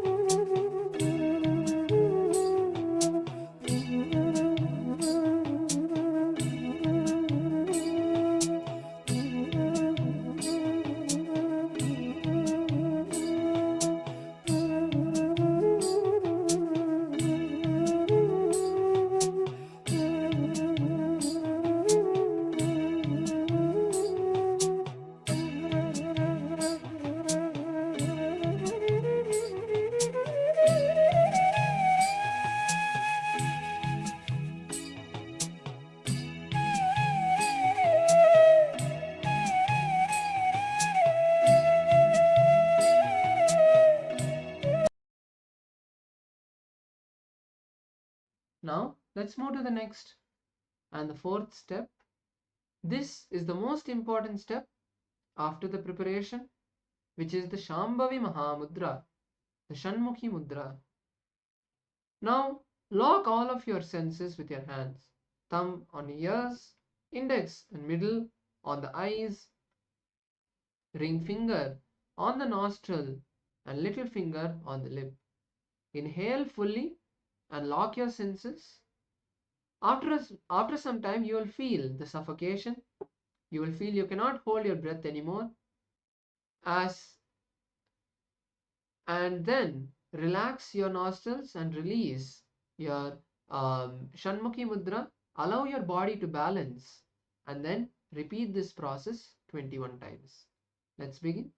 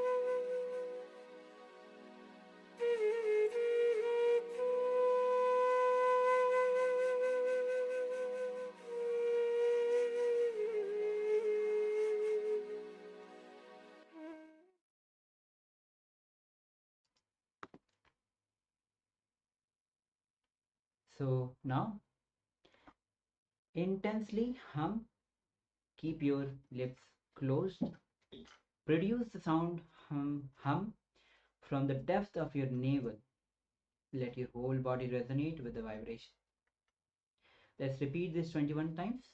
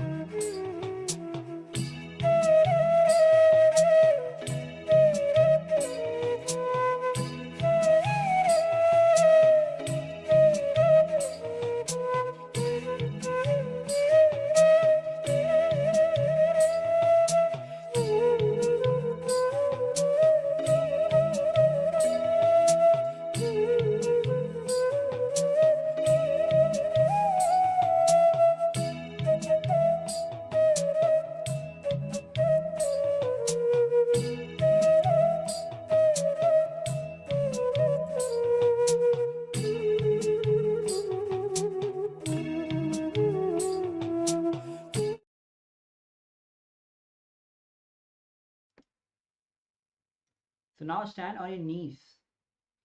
Raise your arms towards the sky with the palms facing up. Connect with the Guru, the Supreme Pontiff of Hinduism, the energy of the SPH. Receive it fully and then empty it down to the earth. Sit down on your heels and bend forward. Bring your forehead to the ground. Just become the channel for the energy to flow through you. This is the Shakti Dharana that you will be doing now. So let's begin. We'll be repeating 7 times.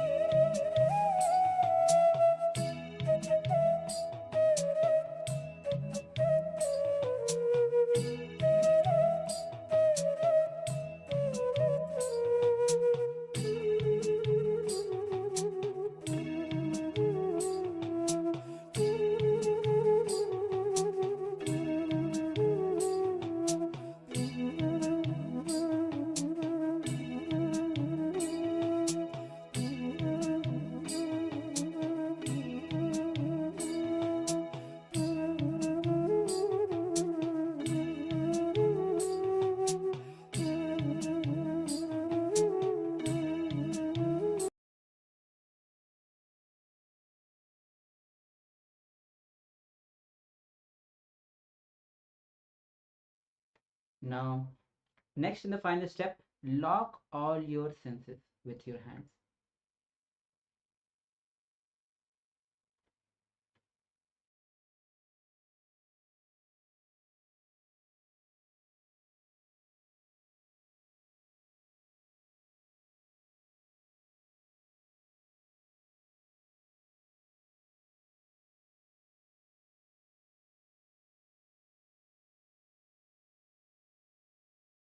Yes, now with this, you can now slowly relax, slowly open your eyes, take a moment to come back to yourself.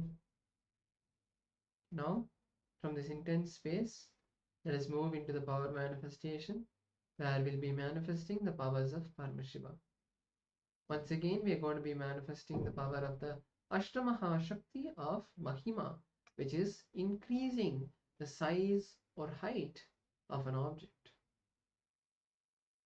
Let's now enter the round 2 of this manifestation.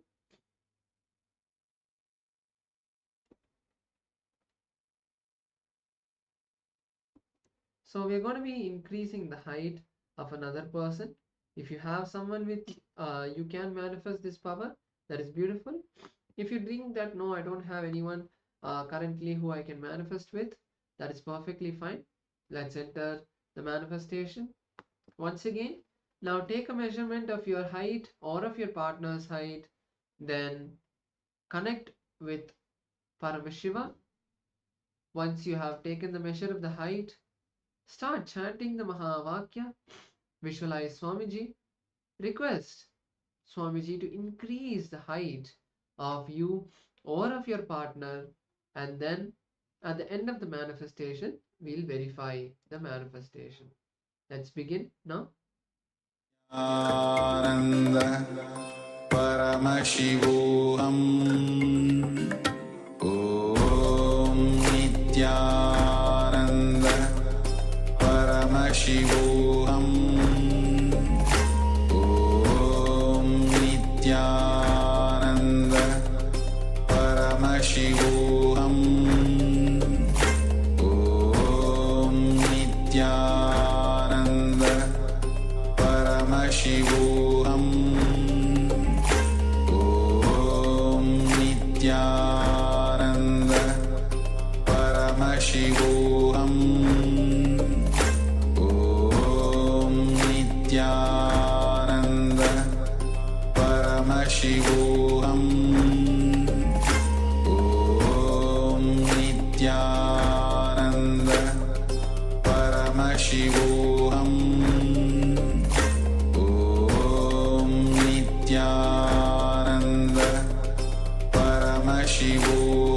Paramashivoham Om Nityananda Paramashivoham Om Nityananda Paramashivoham Om Nityananda Paramashivoham Om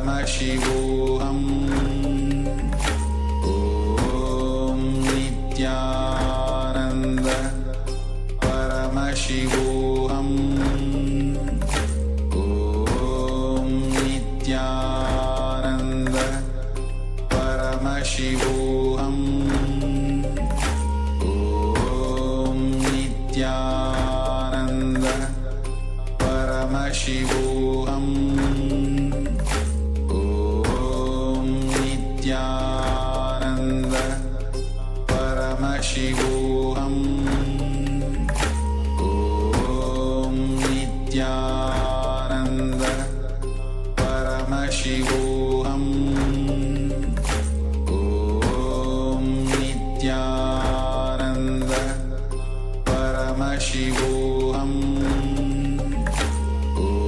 Om Nityananda Paramashivoham Om Nityananda Paramashivoham Om Nityananda Paramashivoham Om Nityananda Paramashivoham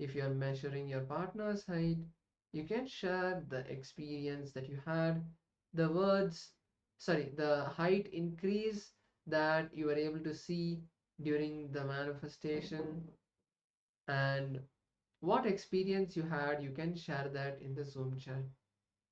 Now, with this, we'll be now also introducing the next session for you, where we are going to be learning about changing the body, the formula to change your body.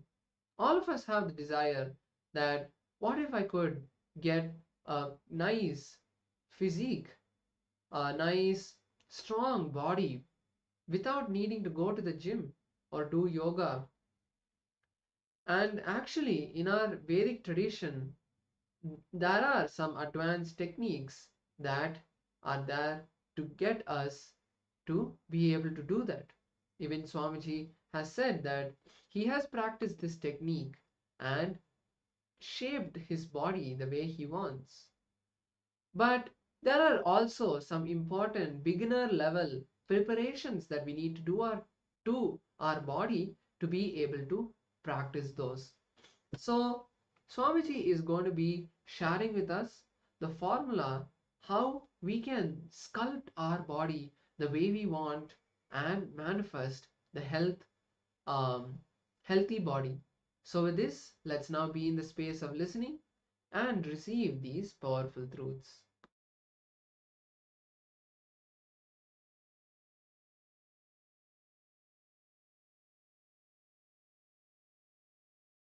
Living enlightenment process is living enlightenment process. I think I can give only this as an introduction. Living enlightenment process is living enlightenment process. Maybe I can give you the story of how this program happened in me.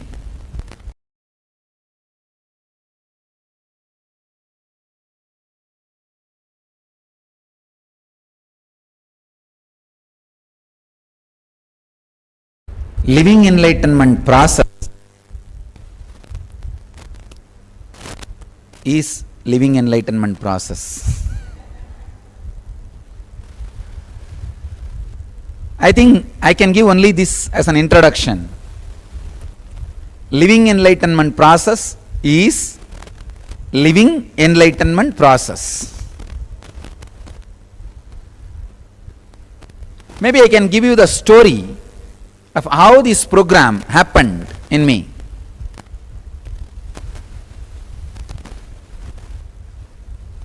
In this 53 days of illegal imprisonment. During the 53 days,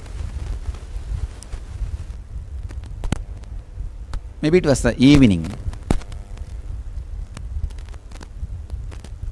I was just going through Hatha Yoga Pratipika by a great master Swatmarama, Swami Swatmarama, who is master and compiler of the Hatha Yoga. Hatha Yoga means the science of becoming enlightened and science of preparing the body for enlightenment. You can say the science of bolting the enlightenment experience in your physiology. So that is Hatha Yoga. He's a great master, Swatmarama. I was just going through his books, his works. When I was going through a sloka,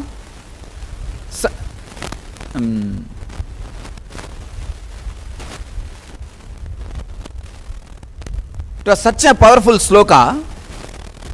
It was talking about the technique of changing the very shape of your body, the very physiology, just by altering the breath, nothing else. Just if you stop the one side nostril and shift the flow to the other side, just stopping the one side and shifting the flow to other side, just playing with the flow of breath, flow of breathing very playfully. the very physiological structure can be changed. The very size of the muscles, the very size of the hands, legs, eyes, the very physiological structure can be changed. I was really shocked. I said, oh God, how can this be? Does it really work in the modern day? Please understand, any technique, any process, any method, first I apply it on this physiology which I am having. See, this physiological structure, this body is born and brought up in this modern day, went through all the ups and downs of this modern day body, whether food or lifestyle or system, everything. So I apply it on this physiology. Only if it works on this body, it will work on those bodies. Actually, only if I apply it on this body and experience it, I will get a right word to transmit that experience in you. Transmit that technique on you. Transmit that process to you. That is an important thing you need to understand. I decided to apply that process on me. I am just seeing how the whole flow happened.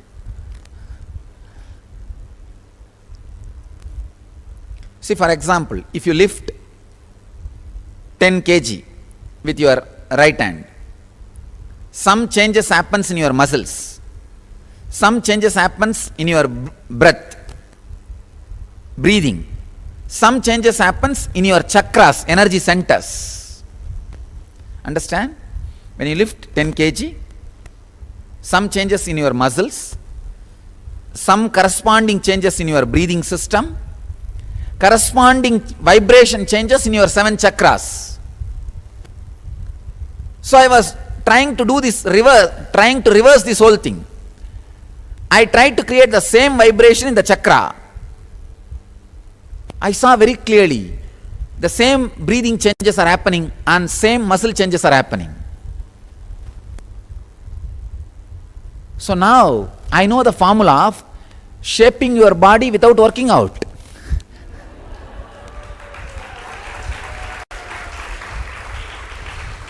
You don't need to work out. Just sit and create certain particular vibration with either sound or simple change of breathing technique, breathing formula. You can build your muscles. You can build your body as you want.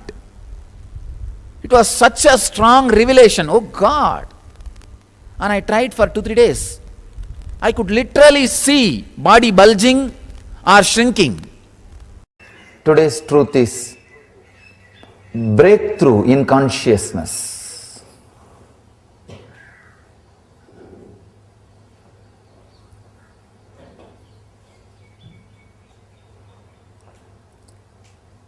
Every breakthrough in consciousness happens when you go through the fire of insecurity. Please understand. Only in 10 dimensions there is growth. Length, breadth, depth. The combinations of length, breadth, depth. Only in these dimensions there is something called growth. But in pure consciousness, it is always breakthrough. Please understand. Growth is different, breakthrough is different. A plant becoming tree is growth, but a seed becoming a plant is breakthrough. Breakthrough means a quantum leap in consciousness. It is totally different from what it was. Seed becoming a plant is breakthrough, and plant becoming tree is growth. In all other dimensions, in the whole 11 dimensions, in all other dimensions, it is only growth, length, breadth, depth, the length, breadth, depth, or breadth, length, depth, depth, length, breadth. In all other 10 dimensions, it's only growth. But in consciousness, it is always breakthrough. Please understand.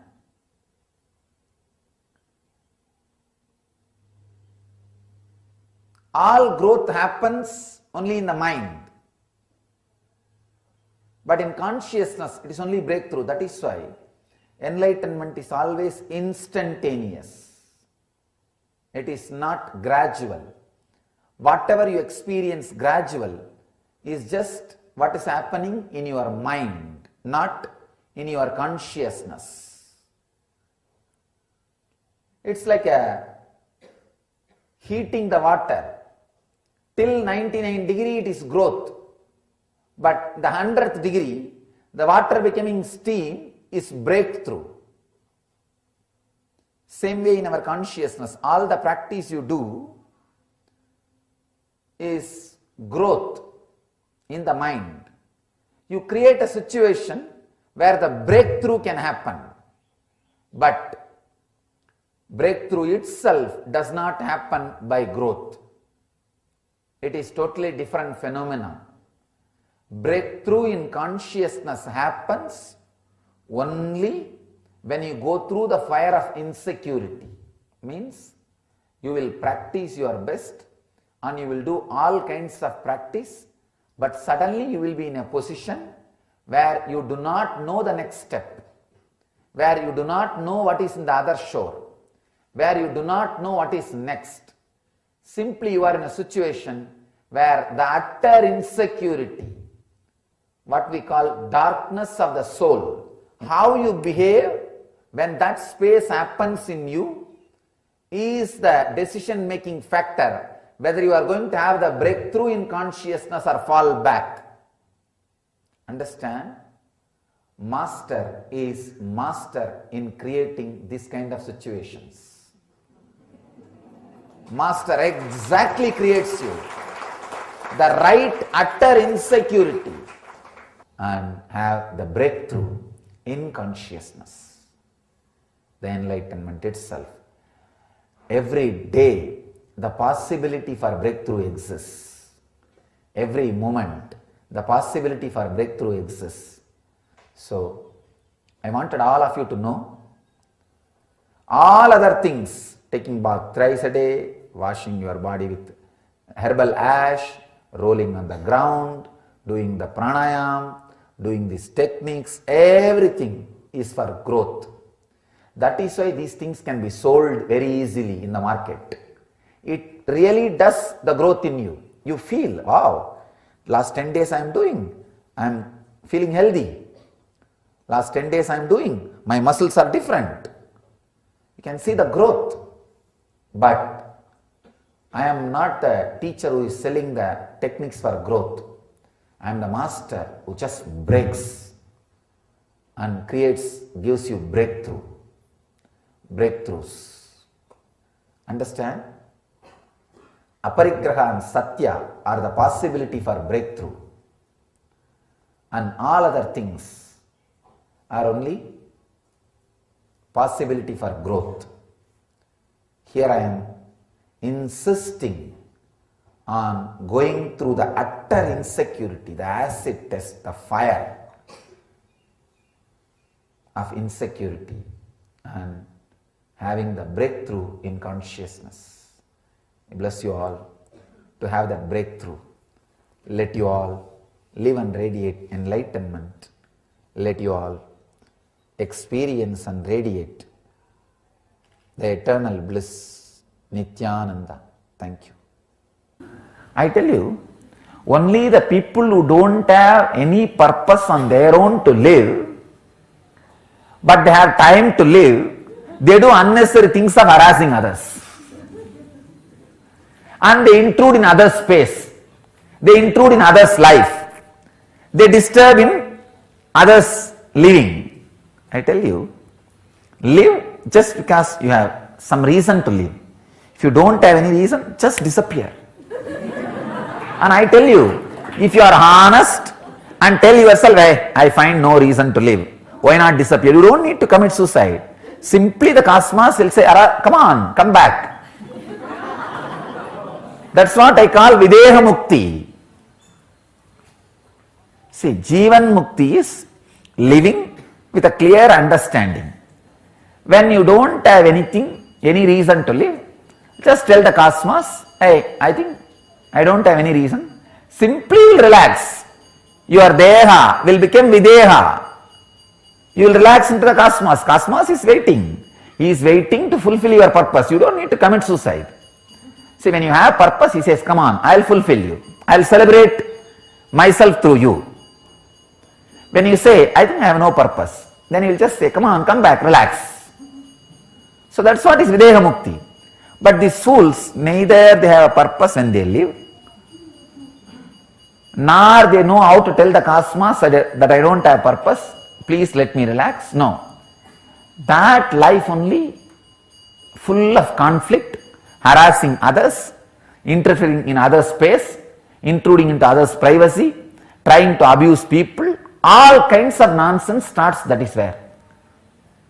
All you need is the science of living and science of living. Nothing else. So, I speak because I have something to speak. I write because I have something to write. I live because I have something to live. Whether you are writing or speaking or living, if you don't have anything to offer, that is where you start harassing others. So today I thought, I will not speak just because somebody wants. I will speak because what I want to give, what I have to share. So with this one understanding, I sat inside. What really I have to offer, to tell, as a core of this Samadhi experience. You will be surprised. The title they gave and the subject I felt like expressing is one and the same. Just both fell into the same. And not only that, the moment it clicked, I could not control. I just wanted to start speaking. I opened the eyes. It just came out. It just came out. Say, when the clicks, solid clicks happens, even I cannot stop my biomemory. It just comes out. I tell you all, really, whoever physically, virtually was watching me at that moment, understand, it's not just my blessing or promise. That idea has already got released as a biomemory and settled into you all. Because there was such a spontaneous opening happening, what you want and what I want to share both matched, clicked. See, when they gave the title today, I felt, I felt that is the exact idea I had. I am almost like a catering as per the requirements. It's like see, they are doing a lot of research now. One big team is sitting and doing research, analyzing all the questions I receive and analyzing all the most watched trend in YouTube. And based on that, they are preparing my everyday subject title. Today I felt it almost looks like a business. Why should I talk what people want? I should talk what I have to share. The honest, core, deep, exact experience truth. Suddenly I saw today the truth which want to come out and the subject they gave both met and merged. Means this is the core of my experience. Life is conflict-free, conflict-free life.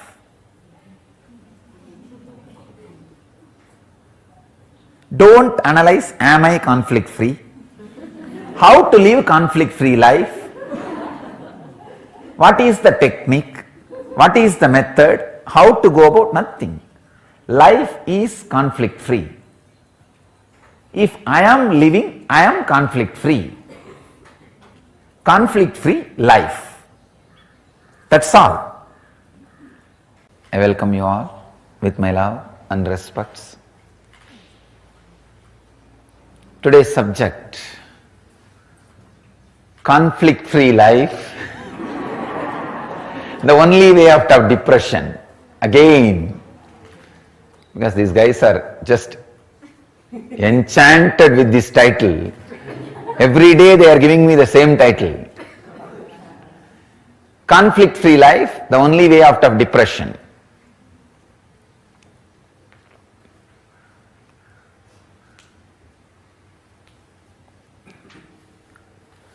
Learn the art of prana pratishta.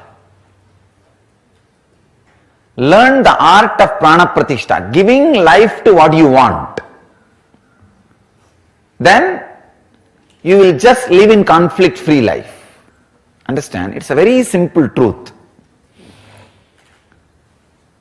I think I would have explained this villager with whom I had a very strange experience.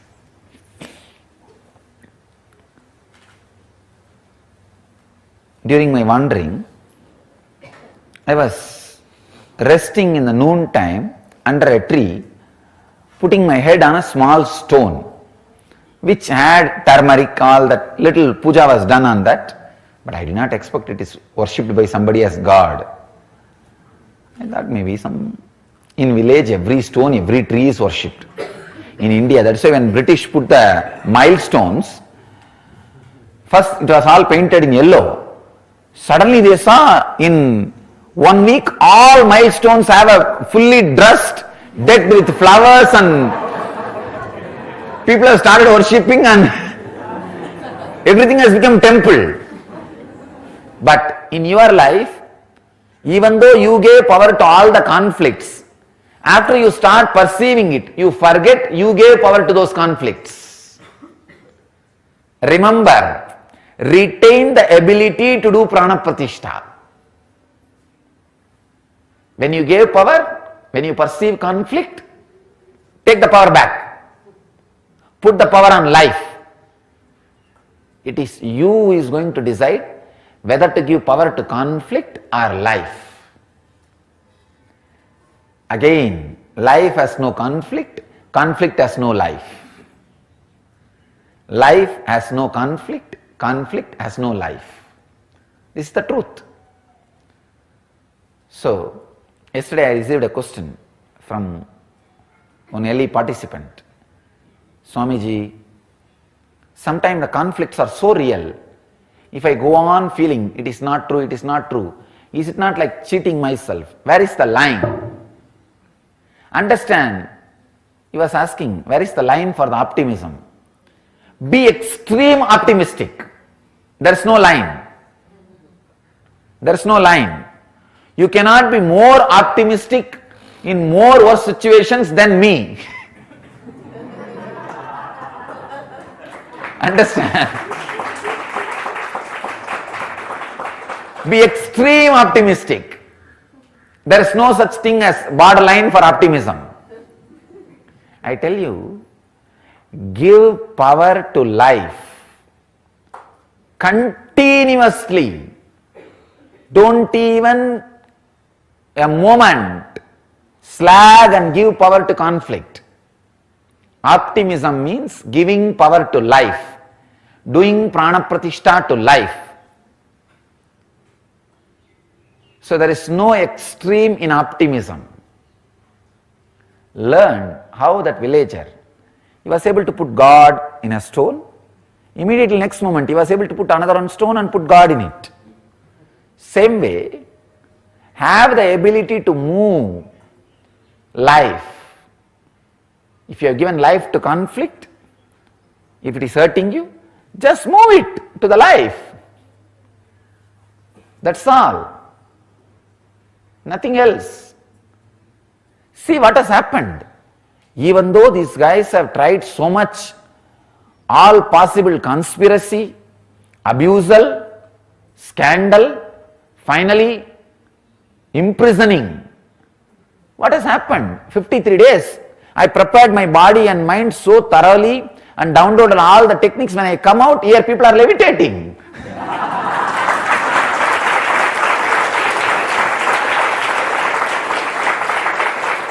And I am telling you honestly that 53 days I made use so thoroughly, so perfectly, I downloaded a new science. Means actually I added something more to me and for my life and for the field in which I am. Just this year, beginning of this year, we were sitting and discussing. Some of the corporate people were sitting and discussing. They were telling, Swamiji, any organization, whether it is a spiritual or corporate or business or for-profit or non-profit, by 7 or 8 year, usually they say the end of the 7th year, they call it stagnant curve. That graph will become stagnant. It's a usual trend in all organizations. That is the crucial year. Either you are going to give a big breakthrough so that it is going to take off or die down. This is the trend, Swamiji. And you are facing that crucial time this year. How are you going to give a breakthrough for takeoff? For flying? I just made a simple statement, very casually. I think we have a video record. I said, all right, I'll make everybody fly. We'll take off.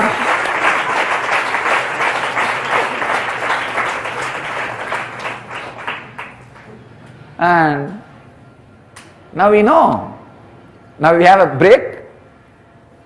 big, great breakthrough. A new science has landed in the body. New science is expressing. Of course, I know when the samana balancing happens, this levitation or floating on the water or different siddhis starts expressing.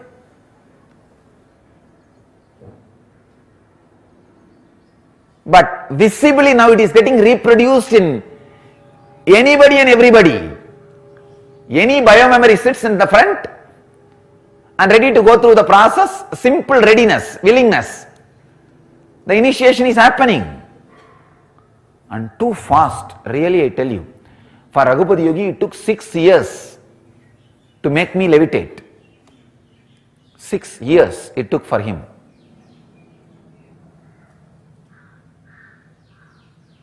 And I think we have not even completed 6 days of early process. Already 50 people at least experienced. 50% have experienced at least psychological and physical levitation. 50 people have experienced at least the physical levitation. And it is not easy joke. You cannot cheat. See, especially in Batmasana and Samana Mudra, try to push your body, nothing will happen. You can push only your hand.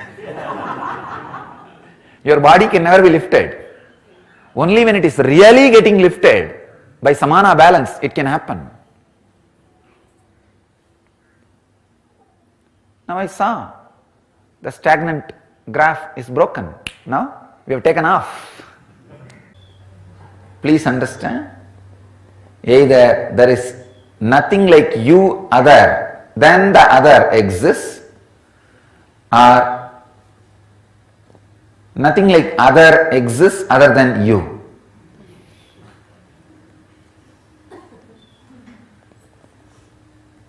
Very powerful process in Hatha Yoga called Achapa Japa, means chanting beyond chanting. Even the chanting word is not exact translation of japa. Japa means more like a flowing. Flowing without flowing. Chanting without chanting. Ajapa japa.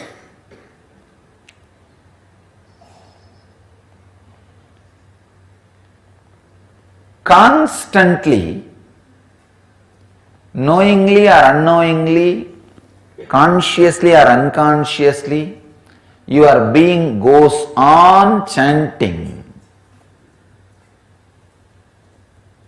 this Hamsa mantra. When you inhale, the tone hum. When you exhale, sam. When we verbalize, even this hum and sam gets shape. But if you don't verbalize and just observe, the subtle version of hum and sam will be happening. It will not be complete defined hum or defined sam. It's like a hum, sam. See, physically when you see, you have a defined body. When you close your eyes and try to visualize you will have an undefined version of you. It will not be a defined version. An undefined kind of a line drawing, caricature, cartoon, line sketch. Same way, when you sit and listen to this ajapa japa, flowing of non-flowing or beyond flowing, chanting of beyond chanting, if you observe that happening, you will see the line drawing or caricatured version, cartoon version of this Hamsa mantra will be happening.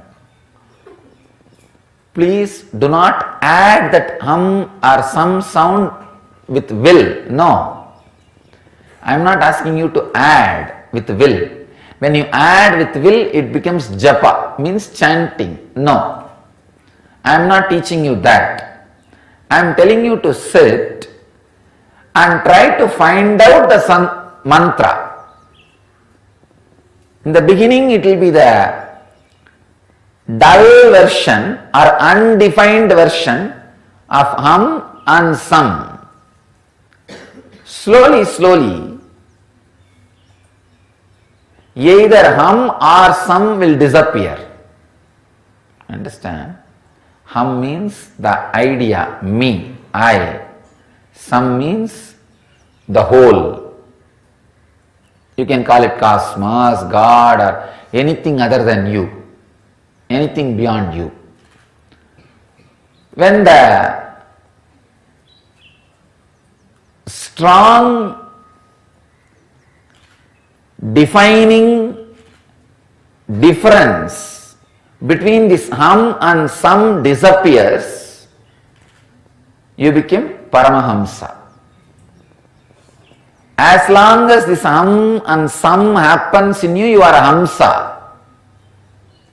When the gap between the sound difference between this hum and sam disappears, means merges into one, that you and he merges into one, the I and you merges into one, you become Paramahamsa. You are beyond the Hamsa. Anybody who is beyond the Hamsa mantra is Paramahamsa. Constantly the Hamsa mantra is happening in you. First thing you need to do is become aware of it. Second thing, constantly try to be with it. Third, automatically the gap between the two will disappear. You are Paramahamsa. Understand? Very powerful technique for practicing conflict-free life. It's a very powerful way of balancing or elevating your internal consciousness beyond the conflict. The teaching which I was sharing yesterday, life has no conflict, conflict has no life, will become reality in you when your Hamsa mantra gets in tune, because Any verbalization goes on inside, adds its smell to your breathing. Any verbalization goes on inside, adds its smell to your breathing. Means adds its vibration to your breathing. So when you sit with Hamsa, first thing is verbalization, inner verbalization settles down. Only the physiological movements will be happening, means the physiological conflict of going in and coming out. When you sit with that also, even the physiological conflict will disappear. Please understand. As on now, you will not even be having pure hum or pure sound. Along with that hum sound, all the garbage which is going on the head will be going. Along with the sum, all the garbage, chaos happening in the mind will be happening. So when I asked you to sit with Hamsa mantra, the psychological mutation will happen.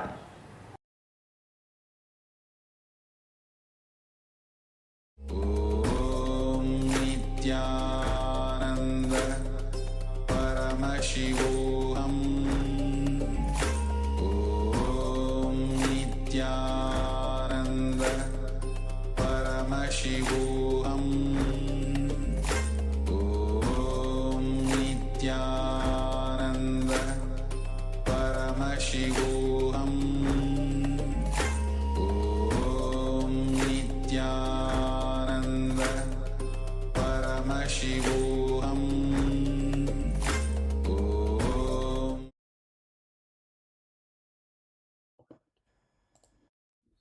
Nityanandam, after that wonderful session with powerful cognitions, let us enter into internalizing the truths that we received from the Supreme Pontiff of Hinduism, Bhagavan Sri Nityananda Paramashivam. Let us start with the formula of changing the body without having to work out. The first thing that we need to know is that our biology thinks.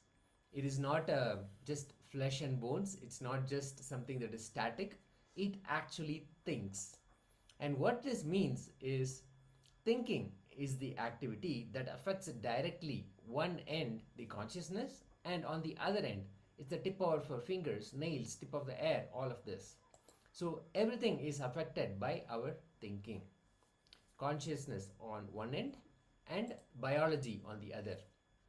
The whole thing is involved, responsible, and it is also impacted, affected by our thinking. When we are involved in our thinking and when we are responsible by our thinking, then everything, all of this, the consciousness at one end and the biology at the other, we will understand that they are directly impacted and affected. Let us not think that only our mind thinks or only our neurological parts are cognizing. No. But whenever we think, our mind thinks. We always think somebody else is there but not me, because we feel more grounded with our biology than our mind and other components. We think we are more the biology that we carry, the physical body that we carry. When we start thinking without even knowing how we think, then we start thinking without even knowing how to stop the thinking. So that becomes the mode of how our thought process, the whole thought flow happens. The whole thing starts by starting to think even before knowing how to think, before anybody actually tells us how to think or how to organize our thoughts or how to even control our thinking. Before any of this happens, the thinking has already started, before any of this has happened. So we start thinking before even stopping how to think. Then because of this, the again and again, the not knowing how to stop, all of these things, they are responsible for our destruction. Destruction as in so much of unconscious thoughts happening, and because of this unconscious thoughts, again and again our biology getting distracted. There is no medicine in the world which describes 4 million diseases and disorders and gives cues for it. not just healing or maintenance, even cure. Only and only Hindu medicinal system is all about cure. It's not just about healing, or it's not just about topical maintenance. It is actually about cure. Because of the integrity with intra-organ and internal organ, not only we manifest health, we can also design our body as we want. The integrity with intra-organ is the key. With that, we can manifest our health. We can design the body as we want. And this can happen only when we start aligning our thoughts and regulating our thoughts, controlling our thoughts. Even if you do a little completion, we can understand that when Yogananda Puri got up and said, my body, how can they do something which I cannot do to it? Do this body by myself. This is a very powerful cognition that the Supreme Pontiff of Hinduism has given us. If it is my body, and how can anybody else do something without me doing that to myself? Let us now understand what is integrity to our internal organs means. Integrity means feel all the time you own them. We actually own our internal organs, just developing that beautiful oneness relationship with them, where we are so much in tune with the internal organs. So whenever there is a food taken which puts us in depression or low mood, then we have to make the right choices, not eat that food again. When there is an action done by us which disturbs the internal organs, don't do that again. What we normally do is, we do not bother about the after effects or the effects of the food that we take. We just take something. I mean, so many examples that we can give. Just so many different fast food items or something that we really enjoy eating, but we do not cognize, we do not understand what it actually does to our internal organs. In the same way, when we utter a lie knowingly, or when we give a word knowingly that you're not going to fulfill, the harm that you do to cause for your walk, the walk shakti, the space where all our words originate, that can be seen very clearly. Now is an opportunity for all of us to sit and finish completing all of this past. Now, making sure that our lifestyle is not hurting not only our walk. The walk shakti, the walk is actually an intra-organ. Not only that, but even all our internal organs. The process to make sure that all of them, again and again, the hurtful things that we do can be stopped. Yes. So now we'll get into the exercises, and we are going to look into all the non-integrity that we have done. So non-integrity at 2 level, we are going to looking at the non-integrity with our walk and non-integrity that we have with our internal organs. So you are going to pen down all the words that you give to yourself and others that you did not fulfill, and this is directly related to non-integrity with our walk, which is the intra-organ next to our throat center, which is responsible for what we utter. And so you are going to pen down every single thing that you gave to yourself and you did not fulfill, even as simple as that you wanted to eat at a certain time but you did not do that one. So as simple as you can think to as complex as certain commitments that you give to somebody, for everything just write it down, and every single commitment or the words that you give to others but you did not fulfill.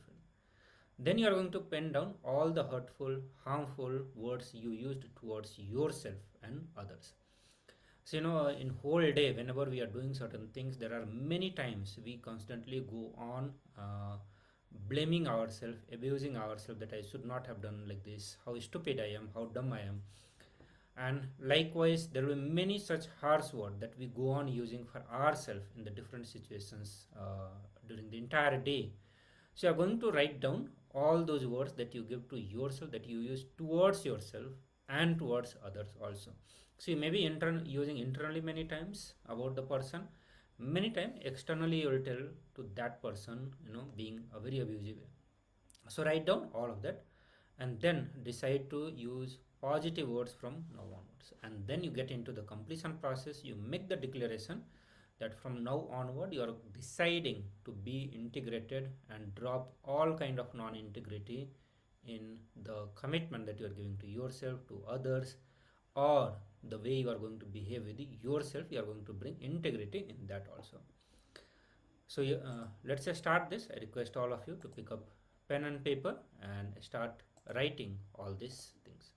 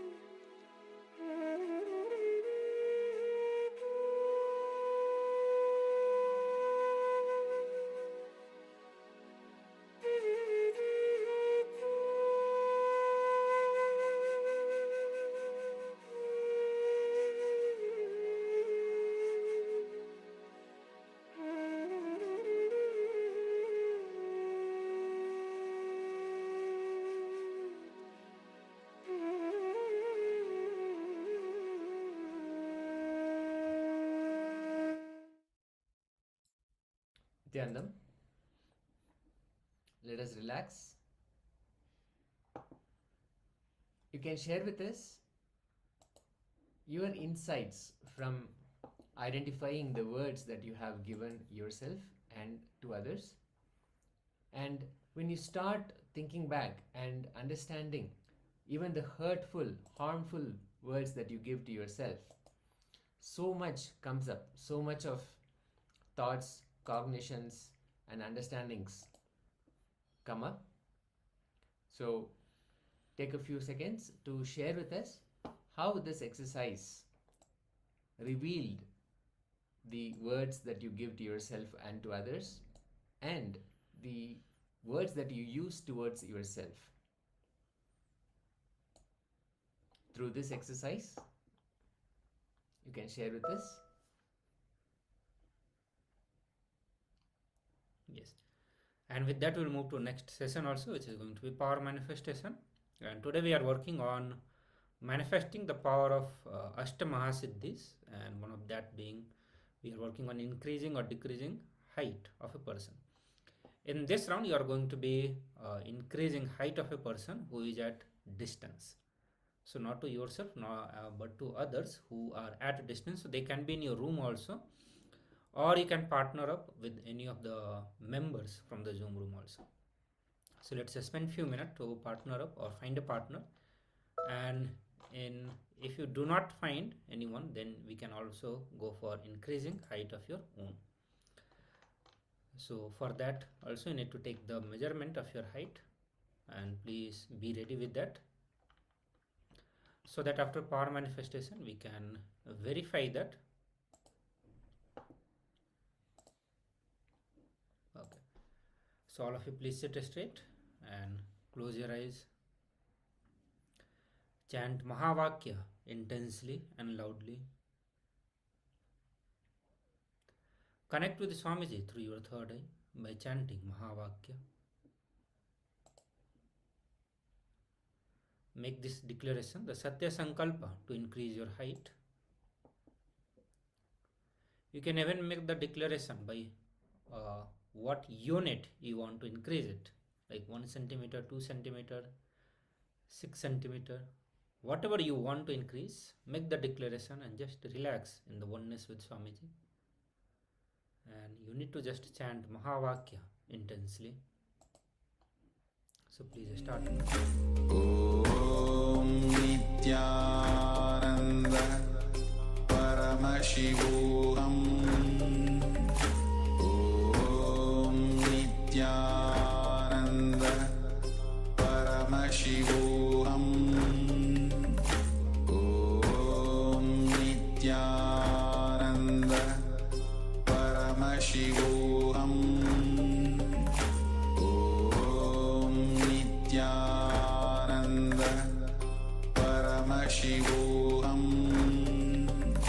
Om Nityananda Paramashivoham.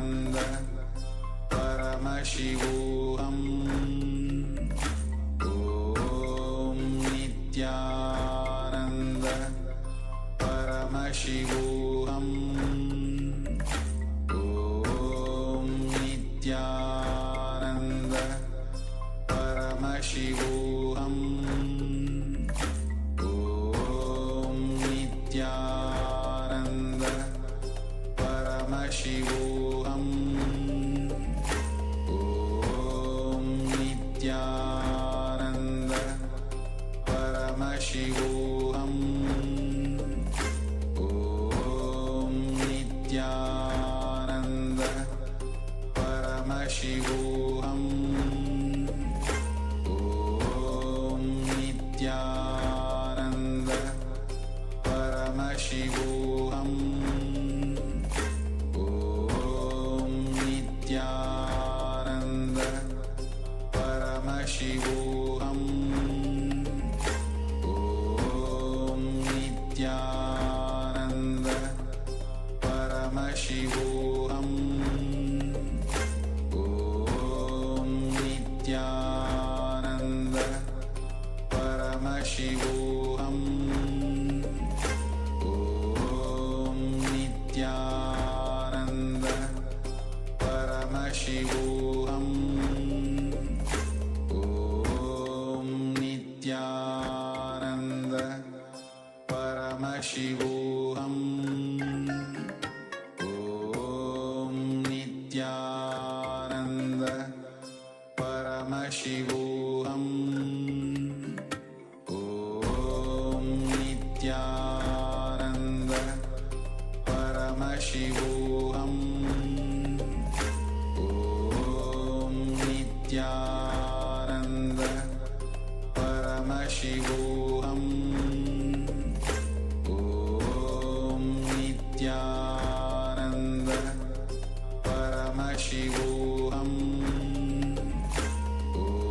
ॐ नित्यानन्द परमशिवोऽहम्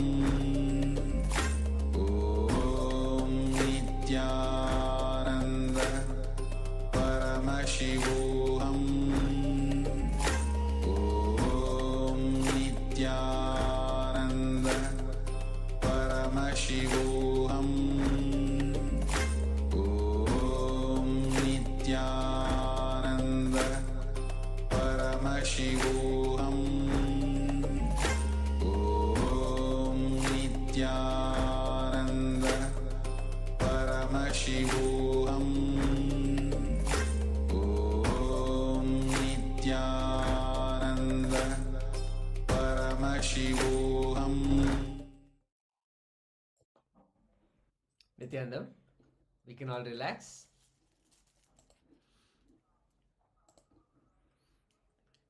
And celebrate that Paramashiva manifested within our inner being.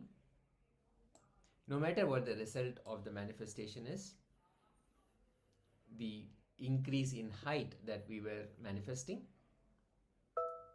beyond the result of that manifestation, Paramashiva has happened intensely in our inner being. So let us celebrate that happening. With that, please share your experience from power manifestation. Let's just take a few seconds to quickly share how the manifestation experience was, both on the inside and outside, how it felt to actually sit in the space of manifestation, and what happened after the manifestation exercise. So let's just take a few seconds to quickly share.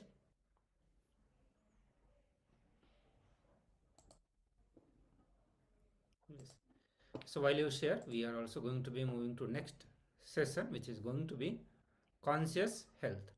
So right now, today, the whole focus is on creating the kind of health that we need, or the health which will help us manifest our desired goal or the purpose of our life. And in the previous session, Swamiji shared that it is possible to create the health as we want without doing workout. And for all of that, certain understanding that need to be developed, certain powerful cognitions that need to be manifested within ourselves. If we have that cognitions, we can manifest health as we want without getting into any kind of workout processes. And for that, we needed to do certain completion processes, specifically bringing integrity to our internal organs and bringing integrity with the walk that we have, because by declaration only you are going to be doing everything.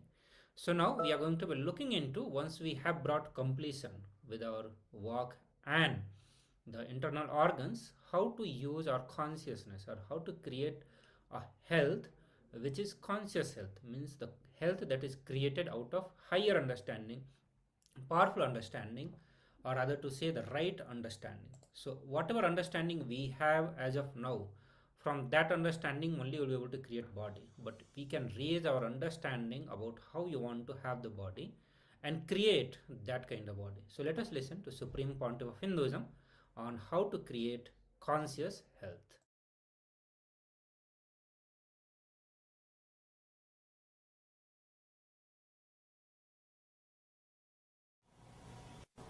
So rishis say, declare, any disease is nothing but a cloud in your body, in your mind. Just like clouds, this also will pass, this also will move. We work intensely to cure once we fall sick, but somehow we don't try to prevent. Because when you are healthy, you take your body for granted. You take your health for granted. When you are healthy, you don't even remember your body.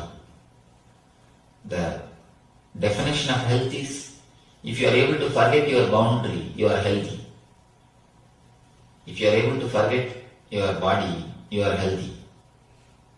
There's a beautiful saying in Taoism, when the shoe fits, leg is forgotten. When the belt fits, belly is forgotten. When the chain fits, neck is forgotten. You forget. If you are healthy, you forget your whole body. You don't remember your body. You don't remember your boundary. You don't think that I should do something to maintain my health. One more thing. We always think no diseaseness as a health. If you are not going to any hospital, if you are not taking any medicine, if you are able to manage your day-to-day routine without any medication, you think you are healthy. But according to me, the definition for health is a positive well-beingness. It is not only no diseaseness. No diseaseness is only one part of health. There is something more to health than simple no diseaseness. The positive well-being,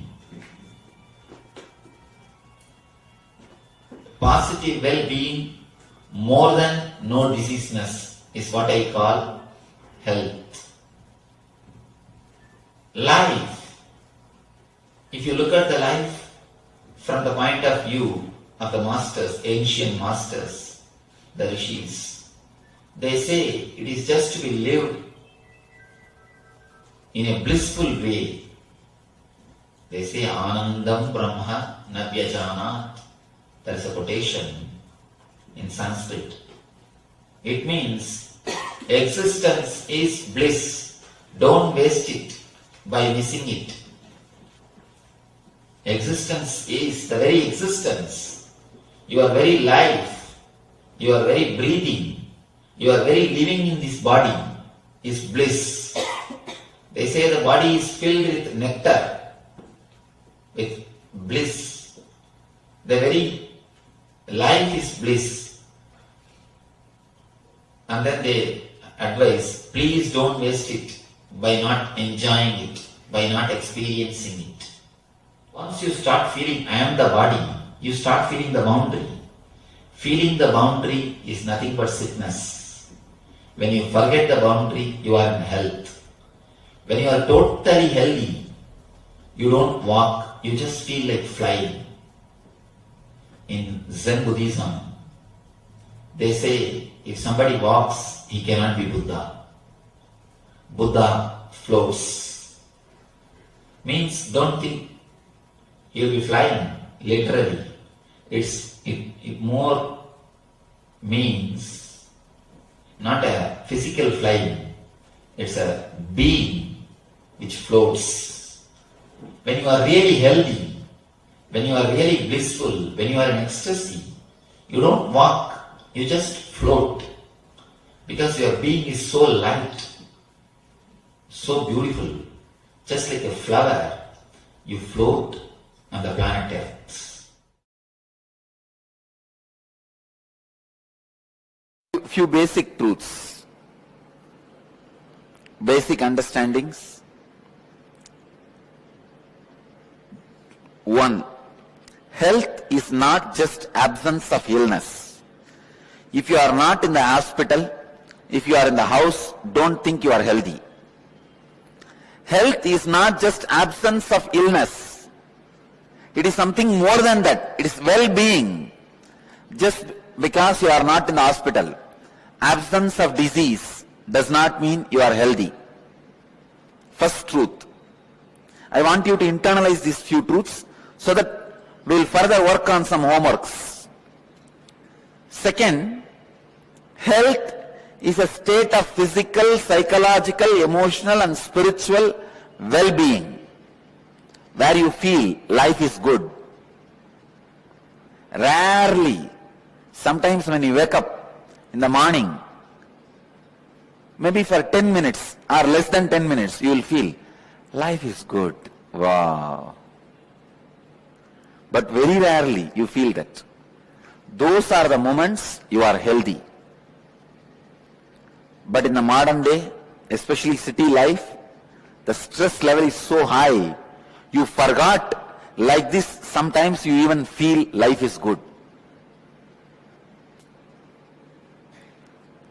Health is a state of physical, psychological, emotional and spiritual well-being. I wanted you to understand not only your patterns or engram, even the way you feel about you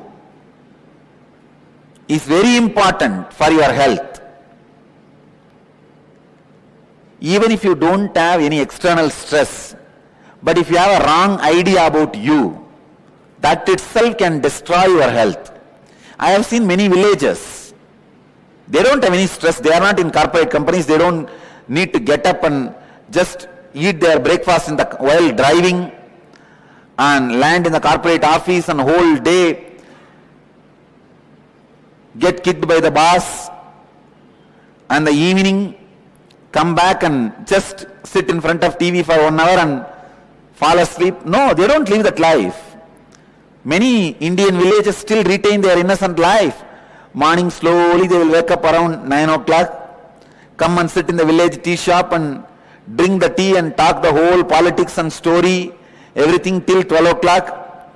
Then slowly 1 o'clock take bath and go around and see the land, the agriculture happening, come back 7 o'clock and sit in front of TV till 10 in the night, fall asleep. There are people, even they fall sick and they also don't live long because the concepts they carry about themselves, the ideas they carry about themselves. Not only the active pattern, the passive beliefs you have also affects your system, also affects your health. I can define health. Physical health means the stomach which can digest anything.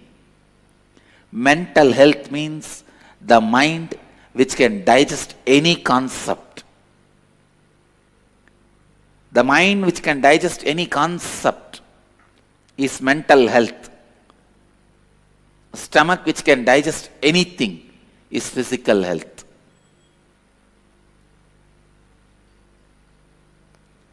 Consciousness which can digest anything happening in life is spiritual health.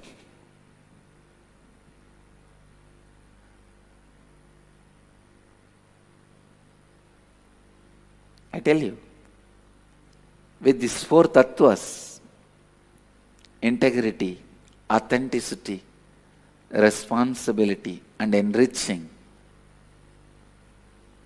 first thing will happen, you will have physical health. You will have physical health.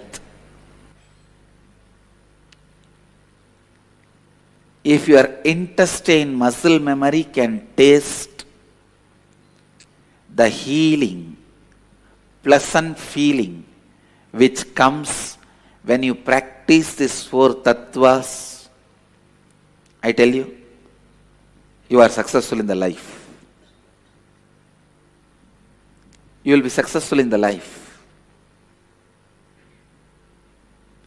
Because only when your root thought patterns are complete,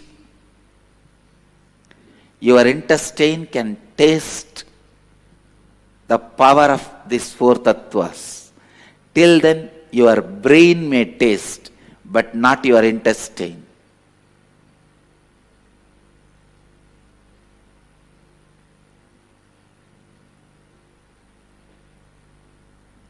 Only when you are in completion, your stomach can sit in a relaxed way. Sitting without restlessness can happen only if your navel is cool and healed. Only if your navel is complete and healed. Spiritual activism starts when your muscle memory experiences, cognizes integrity, authenticity, responsibility, and enriching.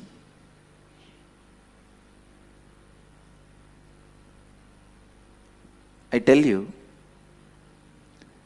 if you start living integrity, authenticity, responsibility, and enriching, first thing, the hundreds of questions you have, you will discover answers. So first thing, physics of conscious sovereignty.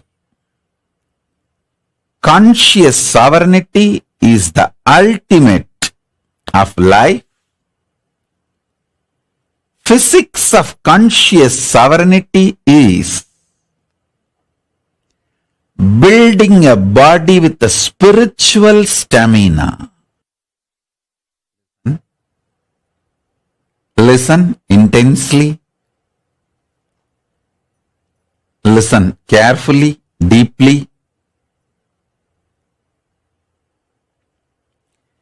Every word now I utter can become your realization, your experience. So listen.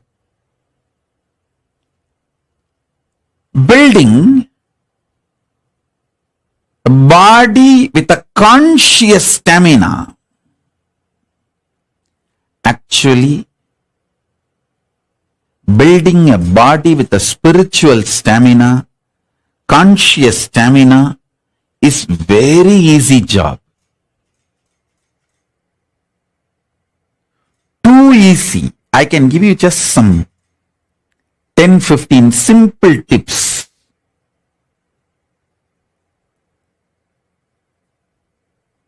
If you start following for few days, automatically you will build a body with a conscious stamina which can manifest Paramashivatva.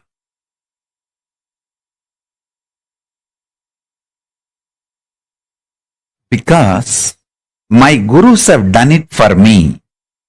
I know the precise methodology. Without wasting much time, I can teach you. Many instructions, tips I would have given you. Please add castor oil in your food every day, at least 1 teaspoon. See, don't add too much castor oil, then you may feel dehydrated, tired.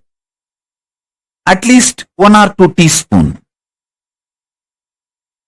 per day or per meal. See, if you are taking only 1 meal a day, then go for just 1 teaspoon, not more than that. So based on the food intake, choose These are two simple instructions. It's not something very difficult, complicated, very simple. I tell you, I can give you one or two examples. When you start having spiritual stamina, conscious stamina, you will carry such an amazing space. Anyone can ask anything.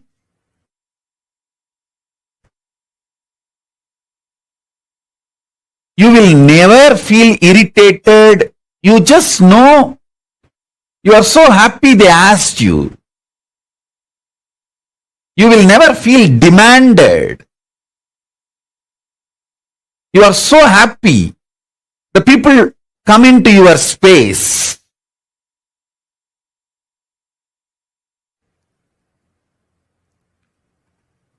More and more people you enjoy in your space, more and more you are a successful being. Because you know your pure space never gets trampled by even millions of people entering into your space.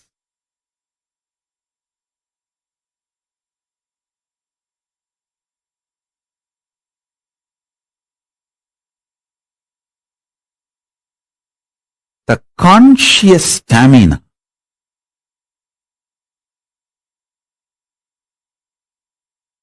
triggers, snowballs, initiates thousands of good things in your life. I tell you, 1 teaspoon castor oil can keep you in a pleasant mood 24 hours. Don't take my words casually. I am very serious. If you start doing it, you will understand. If you start doing it, you will understand. Within 6 months, you will understand. If you are a person constantly irritated, easily triggered, just use castor oil. You may think, what, castor oil? To remove the irritation? Yes, I am telling you. Castor oil will remove the parasites sitting inside your stomach, which triggers irritation continuously. The castor oil and parasites are anti. They don't like it. Listen carefully. Your pitta is responsible for making you doubt about yourself and about your future. See, many times you feel insecure. Oh, if I take sannyas, will I be happy in Kailasa?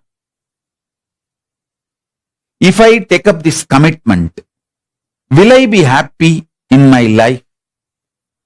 Not being sure about yourself, you destroy your life so much.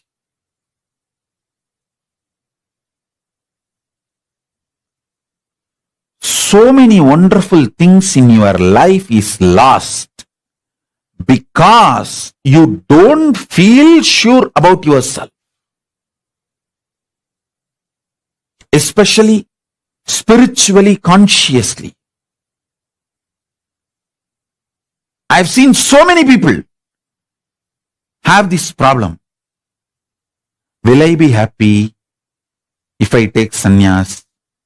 Will I be able to be peaceful and happy if I choose to be with Swamiji? Will I be happy if I choose to be in Kailasa? All you need is just this Karsalangani powder, Karsalangani leaf, and every day apply on your upper palate and clean the whole pitta and kapha. Make your body samatva body, samatva sarira.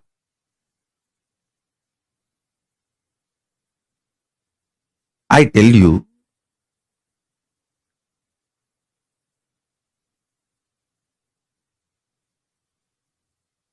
not only my guru gave me 5 gulfi ice cream, he gave me something, the greatest, which is useful in my life till today.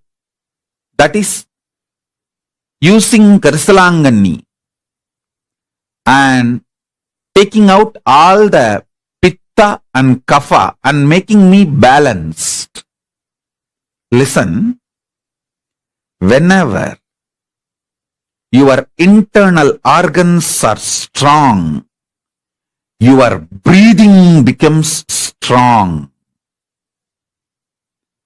Strong breathing builds a strong internal organs, strong body. Very easily you will build strong muscles.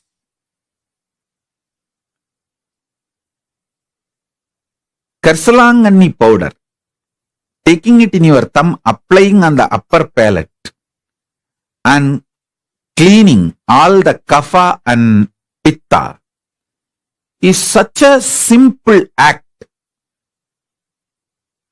It's not at all difficult.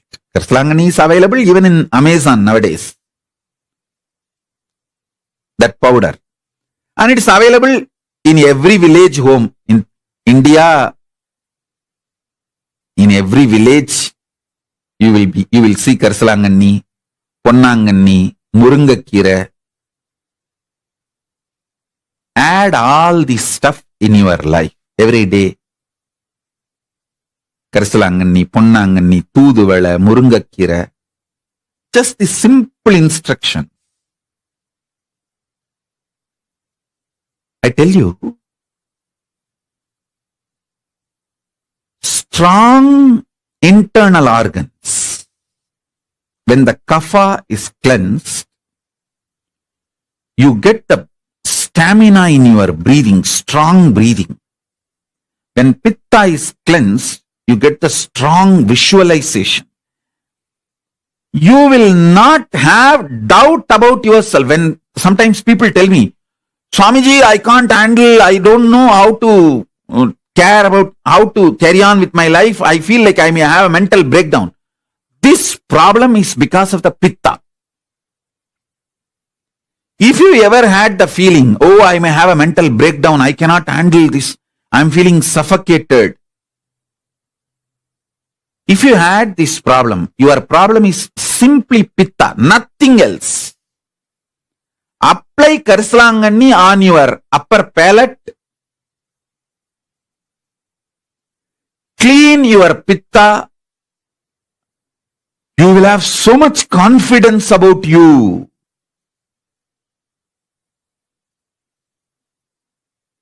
You will have so much confidence about you. I tell you,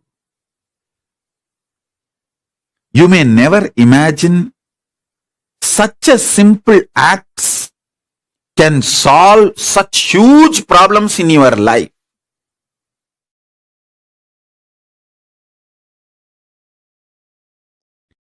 First, I will reveal what Paramashiva reveals.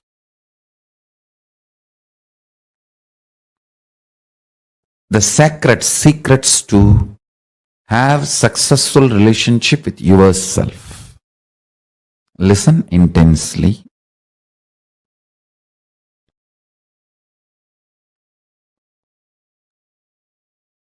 Your body evolved various levels from amoeba to fish, fish to monkey, monkey to man, and still it is evolving. This process is called mutation and natural selection. For example, based on the situation, for your survival need, your body goes through a process called natural selection, and your DNA gets better and better with this natural selection process.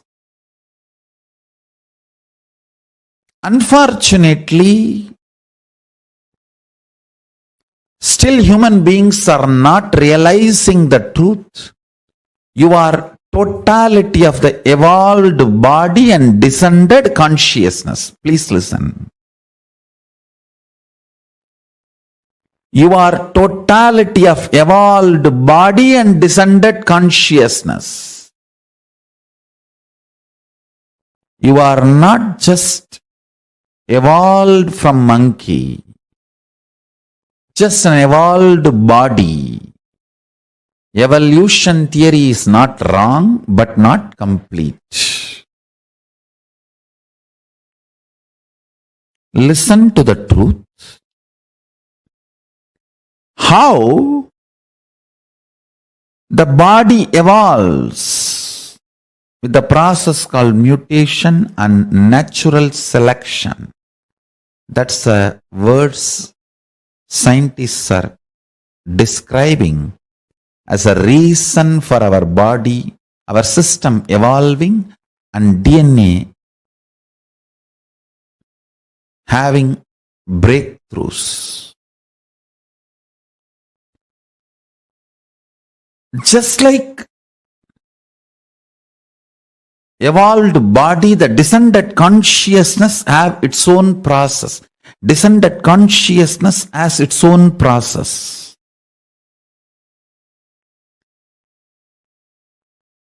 In the body, it's called natural selection. In the level of consciousness, I'll give this process, the equivalent of the natural selection process happening in the level of superconscious descending. I'll give the title of, listen carefully, conscious decision. In natural selection, you have to select from available options. In conscious decision, everything is possible for you. There is no limited options presented in front of you. There is no such thing as here there are million options, choose from this. No. Only in the body level, physical level, million options are presented and you are asked to choose anyone. That is what is called natural selection, based on the situation, survival of the fittest, and multiple reasons you do natural selection. But the descendants of the superconsciousness, it's a conscious decision. The good news is this moment you can decide to be liberated. There is no step by step. This moment consciously you can declare, I am unclutched. Then the pure superconsciousness will just blast your whole body and DNA and alter it to the level for the superconsciousness, Paramashiva, to manifest his glory, the state of Paramashiva, space of Paramashiva, powers of Paramashiva, and being of Paramashiva. Listen.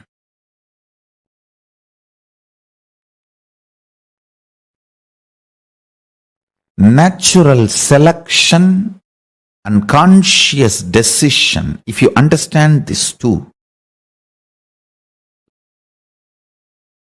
you know how to create a right communication and relationship with you.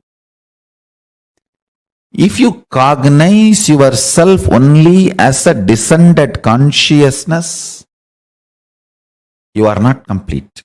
If you cognize yourself only as a evolved DNA, means evolved body,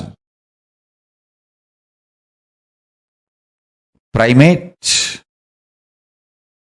species, you are not complete. You are neither just an evolved body nor descended consciousness. You are both. If you understand you are a descended consciousness, you will blast yourself within the system you are carrying. You will explode yourself within the system you are carrying. You will alter the whole system from natural selection to conscious decision. Understand? If you are too much cognizing yourself as a body, you will push even superconsciousness to the natural selection process. If you cognize yourself too much as descended consciousness, you will liberate even your body with a conscious decision process. Understand these two: natural selection and conscious decision.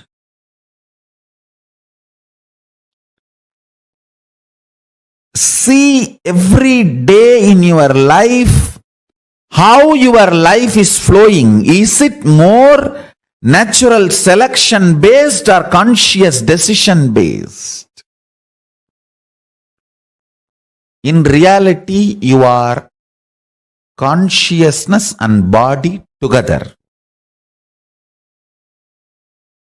Even after liberation, as long as your body is functioning, you are together.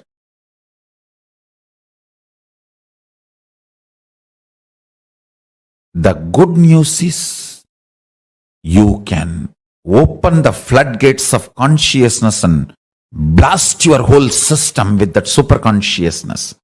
Then even your body will start acting in the level of conscious decision instead of natural selection.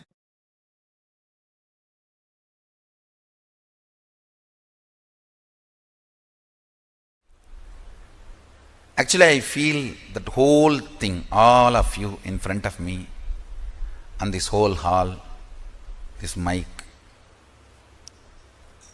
everything, this throne, everything, kind of a liquid, semi-solid, where the bhava freezes into matter, where the ideas becoming idols. In that space, I can see the whole operation happening. From this space, I want to give you one advice. Please understand. Whatever you believe, your body makes that into reality. I can see from this space, if somebody believes sannyas is too easy, just body builds its structure, its DNA, to make sannyas simple and easy. If somebody believes it is very difficult, complicated, structure starts making that same thing, and you have a fear, it is very difficult, but you want to believe willfully it is easy, then that will persistence just swallowing that fear, like a saraba swallowing the simha, like a dinosaur swallowing sharks. I can see the will persistence swallowing the fear.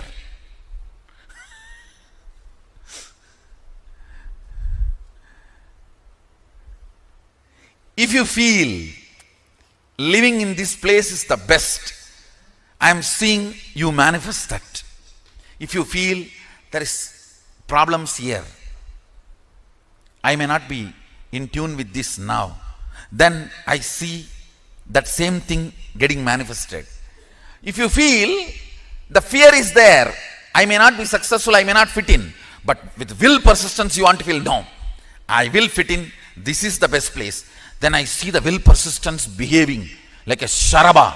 Listen, I am not 4D theater, Universal Studio to shake you and give you the experience of earthquake, accident. No. I don't need to do any of that. My words are enough. I tell you, really I tell you, today I'll make you experience how liquid you are.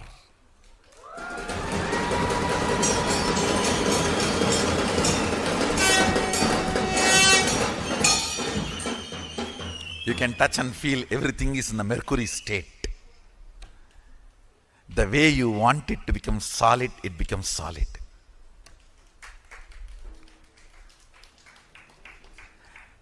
Your cognition solidifies it. That is what is consolidation. Your cognition solidifies it, consolidates it. Sit as pure consciousness. If you don't know how to visualize it, you can decide to visualize Mahasadashiva.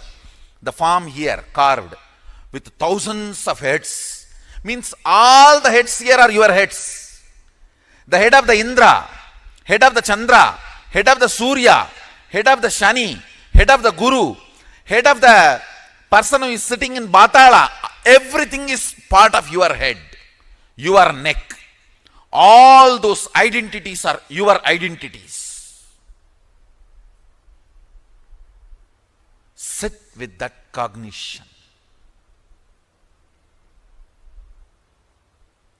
You may not know how to come to the conclusion about consciousness. So, come to this decision, conclusion. Everyone here, everyone everywhere, every animal, everything exists. Big sharks inside the ocean. Huge living and non-living entities. No, I should not use the word non-living, sorry. Animate and inanimate. They may be inanimate, but they have life. They are alive. Stavaram jangamam vyaptam. Whether it is stavara or jangama, you penetrate everything. You pervade everything. Sit with that decision. Sit with that conclusion. I'll show you how liquid this whole universe is. It is your bhava does the spanda. It's your bhava does the spurana. Understand? I'm really seeing this whole semi-solid existence. I'm actually sitting on the threshold.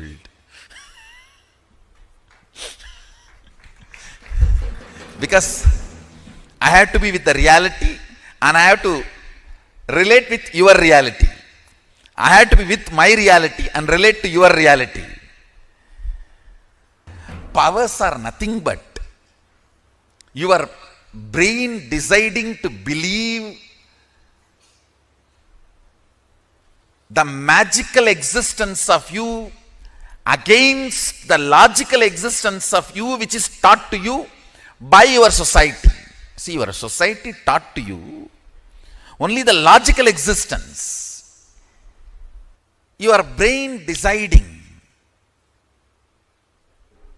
to come to the conclusion, cognition of magical existence, magical way of existing is what is power manifestation. That's all. I tell you. You are not the body, you are not the mind, you are consciousness. Sit with this one truth.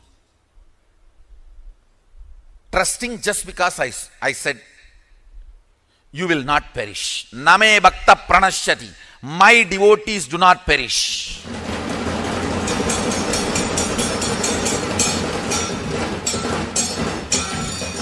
When you come to the conclusion, your consciousness, your pleasures will change. Your purpose of existence will change. Why you want to exist will change. I tell you, whatever you feel as you, whatever you concluded as you, whether you like it or not, just by your breathing you spread that. If you are joyful, by your breathing you spread that.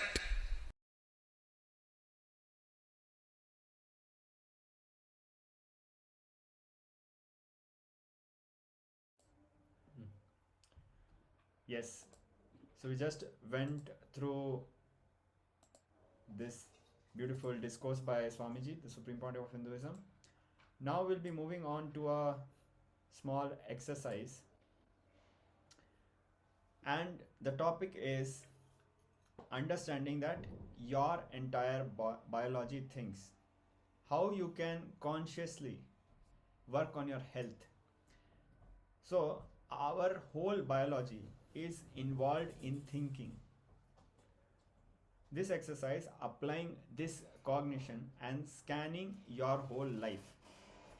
Now your sleep becomes an important component of your life. If you are eating enough, if you are if you are not earning enough money, there is something seriously wrong in your sleep. If you are not enjoying the real pleasures of life, there is something seriously wrong in your digestion. This is a multidimensional logic. How can not earning enough money be related to sleep? Or how not enjoying real pleasures of life be related to digestion? The reason is because our whole biology thinks. If you are not manifesting enough wealth, literally the solution is having Haritaki. So now this is an exercise for each area of your life that is not manifesting the way you want. Identify which internal organ is responsible. You can use your third eye to identify the organ and the problem and the solution. So we'll be projecting the exercise.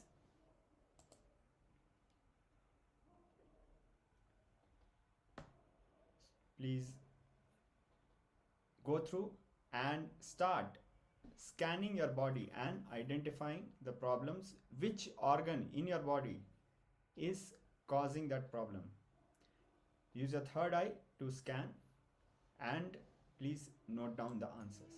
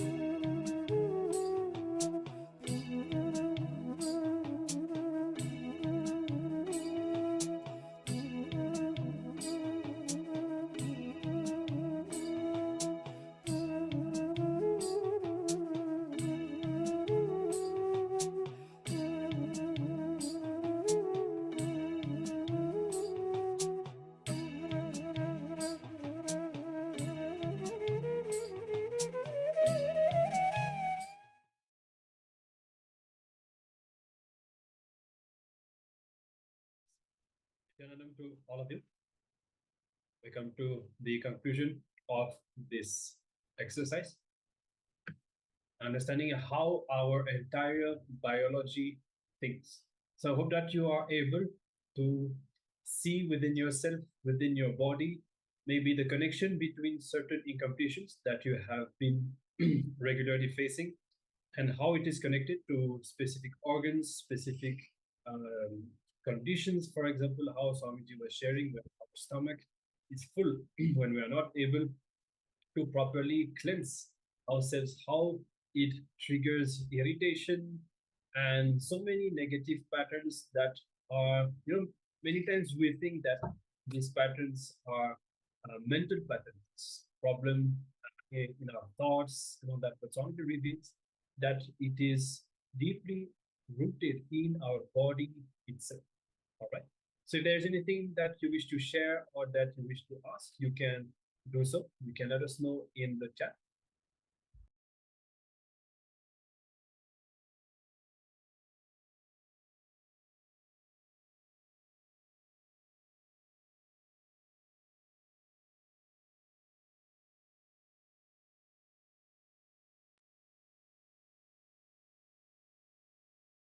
And if you have any question also, this exercise that we did was a bit special, as we also invited you all to start using the third eye, not just as a regular power manifestation as we do in the session. You can use the third eye also for to bring completion inside you, to find out what is the pattern, what is the root of the pattern. So we hope that you are able to do that, or more generally, just observing the impact of the state of your body on the way you think and the patterns that you have. All right.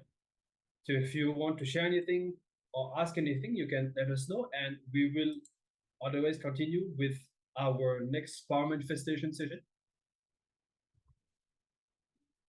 You can all get ready. And in this round, we will be working on increasing the height of a person at a distance. So you can partner up with someone, and if it is really not possible for you, if it is difficult to partner with someone and to request them to measure their height and all of that, you can also do it for yourself. But also keep in mind that actually stretching yourself, even the authenticity to manifest the power, to manifest a second person, and to make them to take the measurement, to make them to verify, even this authenticity is directly connected to your ability to manifest the power. Because ultimately, any power manifestation that we do, it always turns into the power of causing, the power of manifesting our reality through others and manifesting other people's reality. So even if you think that there's a possibility that you could manifest this power with somebody else, even if it's a bit uncomfortable, do it. Break whatever limitation you have to manifesting to bring the other person to this power manifestation session. You can just give them a call or invite them by message, whatever way you have to communicate with it. And this itself will give you a strong breakthrough in the power manifestation that we are doing. All right. So with this, let's get started. You can sit with your head, neck, and spine in a straight line, in a cross-legged posture, preferably on the ground. You can close your eyes, start chanting the Mahavakya, Om Nityananda Paramashivoham, connecting with Swamiji. And of course, if you have not yet done so, make sure that you have taken the measurement, even for your own body. And when you are ready, you can begin. Remember that the power manifestation always happens from the space of oneness with Swamiji. So keep your intention on continuously experiencing more and more oneness. Right? When Swamiji manifests for you, you can request Swamiji, you can even talk, have a conversation with Swamiji inside you, and continuously surrender anything that you have, any doubt, disbelief, discomfort, anything that goes on, or even anything positive that you think, continuously surrender. Go on surrendering, go on dropping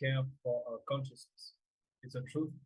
And the more we come to completion, the more we detox our body, the more we break our patterns, our body starts listening to us. This is why even in today's syllabus, we cover how we can design the body that we want. And that happens when we come to completion and when we detox our body, because our body is the vessel of our consciousness. And when it is pure, then our consciousness can also purely manifest through it. All right. So when that happens, then our body starts listening to us. And this is how we come to this power manifestation. When our body listens to us, we can expand it, shrink it, we can redesign it as we want. And here today we are playing with the power of increasing our height. The more you practice this power, the more you will come to completion with your body and vice versa. So you can let us know if you have succeeded in manifesting this power.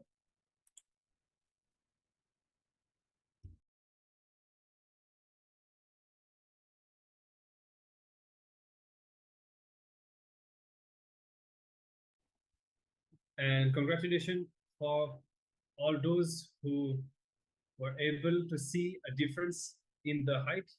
It means that all the powerful cognitions that you are learning today, they are becoming a reality for you. And the more you continue, the more you transform your body. As Swamiji says, our body is not frozen. It is not this solid as we think. Many times we think that the body that we have just cannot be changed. It's just genetics. Nothing can be done about it. But today we learned that even the genetics, even the DNA, everything can be rebuilt. We just need to build a right foundation of a detox body, a detox mind, and manifesting the right powerful cognitions. And there is nothing in our body that cannot redesign or transform. All right. So with this, we will continue and we will resume our sessions for today. And we are going to now cover the science, the technology of spiritual healing. So this leads us to a very important aspect of today's theme of Paramashivoham, which is the healer's initiation. So all of you will have the opportunity today of getting initiated into spiritual healing from Swamiji, which means that you will be able, through a special initiation into the Ananda Ganda, you will be able to channel Swamiji's own super consciousness and healing energy.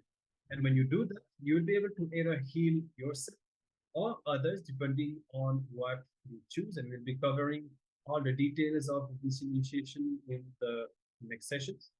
Here, now in this session, we are going to be learning more about that technology. What is spiritual healing? How it happens? What are the benefits? And so on. All right. So let's all come to the space of listening as we are going to be learning directly from Swamiji about this powerful science of the spiritual healing.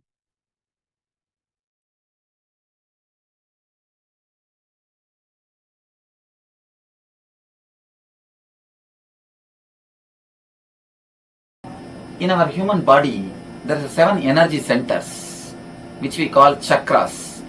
Not only Hindus, almost all the great religions talk about these chakras, energy centers.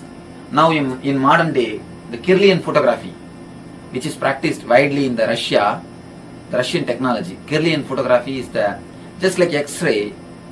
They diagnose the people 6 months before. 6 months before the disease comes into the physical body, the disease can be diagnosed by this photography. It photographs the auric body, the light body of the man, and diagnoses even the fatal diseases like cancer. So through this photography, now they proved the existence of 7 chakras. Existence of 7 chakras is proved by this photography. Whenever someone's chakra is more active or less active, if the imbalance happens in someone's chakra, that causes disease. these energy centers, these chakras only manage our physical, mental, spiritual, emotional activities. When some one of these centers get imbalanced, naturally the man falls sick. So if the energy centers can be activated, energized by meditation, if they themselves meditate and activate those energy centers, it is called self-healing. In some people's case, the disease is too much, it has grown too much, and the people also may not be able to do the right meditation. So at that type of time, the person who already mastered the meditation, who has become enlightened, he can meditate and give the energy to that person.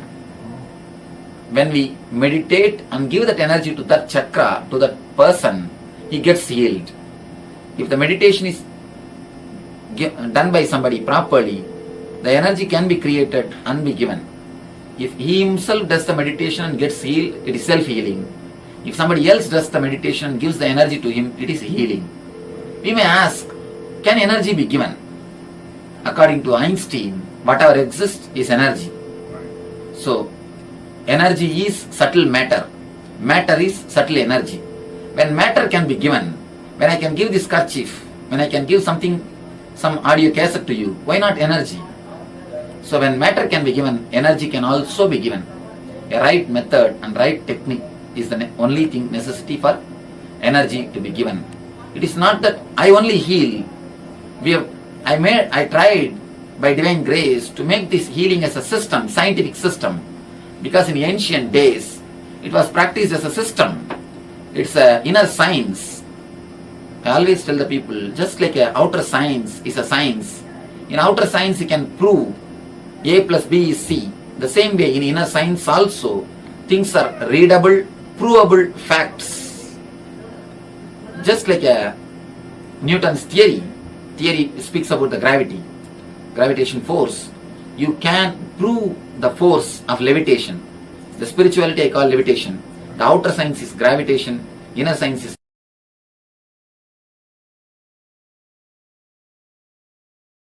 Today the first question. Swamiji, what is spiritual healing? Can you explain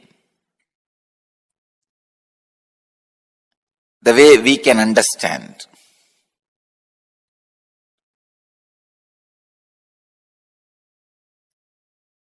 First, I wanted to say few basic truths about the spiritual healing scientifically.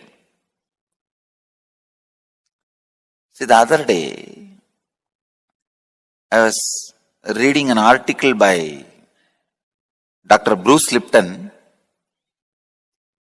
who has done some of the breakthrough scientific discoveries connecting the science and spirituality.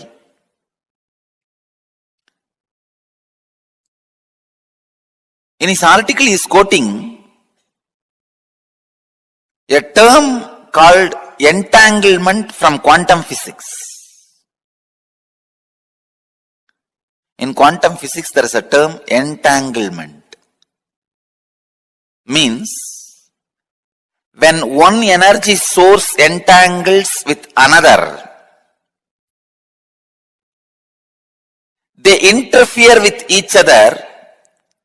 This interference can be highly positive and transformative and harmonious. Please understand, if one energy source comes in contact with another,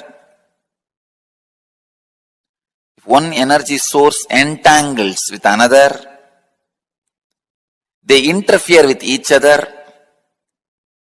That interference can be harmonious and highly positive and transforming.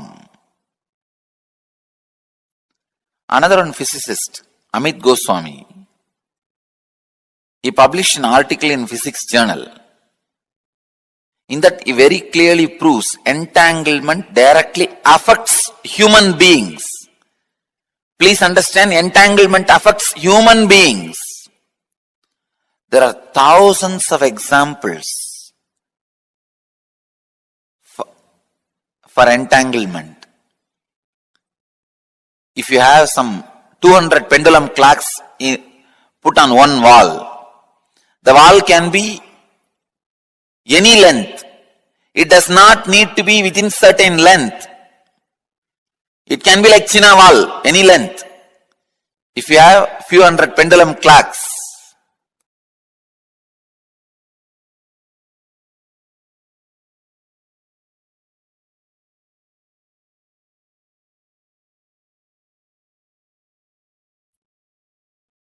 even if it is a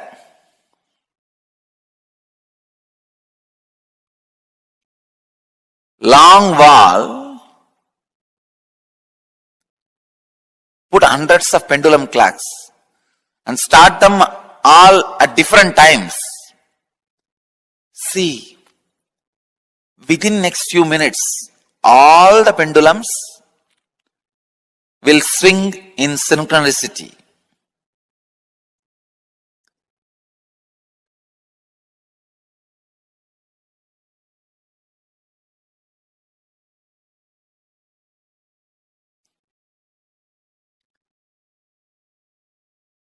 Exactly, this is what happens when you come in the breathing space of the healer. Please understand. When you come in my breathing space, this is what happens. Suddenly,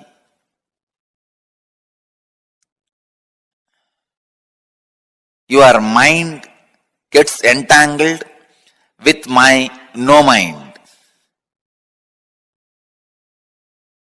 I wanted to tell you, entanglement is only in the thought level. If your mind entangles with my no mind, it is entanglement, thought level. Next, please understand, if your muscle memory gets entangled with my muscle memory, that is called entrainment. If your biomemory gets entangled with my biomemory, it's called enlightenment.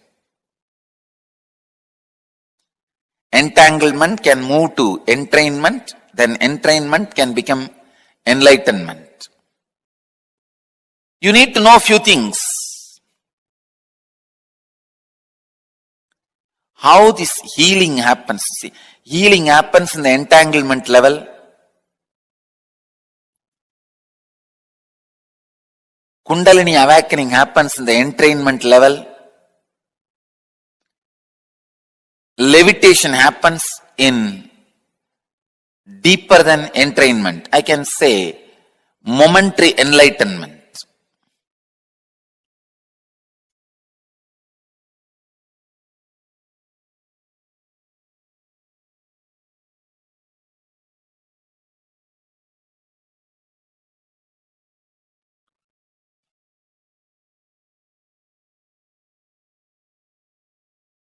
This is very important truth.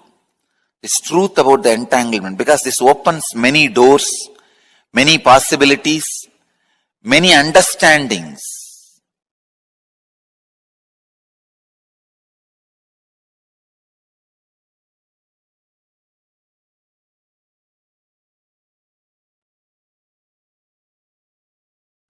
How I heal through healers?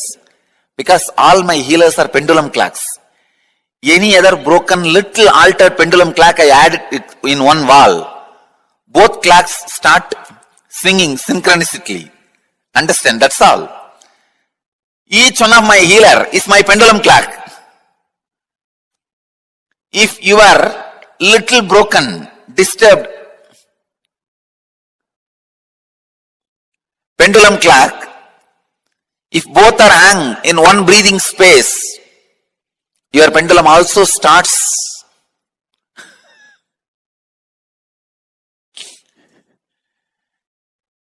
vibrating, moving.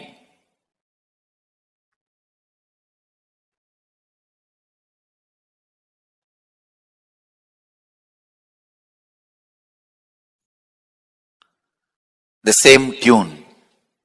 And a living practicing healer, please understand, living practicing healer is continuously in entanglement with me. He may be wherever he is. A living practicing healer is continuously in entangle with me. This is what I call physiology of feeling connection. A practicing healer, a healer who lives whatever I am teaching,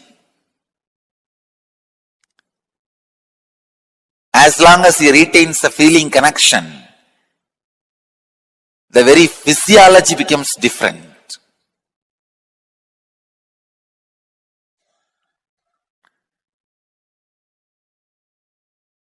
Entanglement means two persons falling in tune with same thought. Entrainment means two persons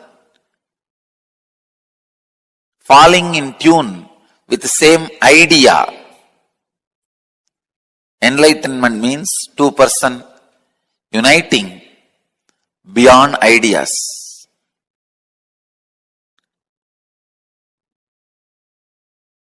When you unclutch, you are in entangle with me. You are in entanglement with me.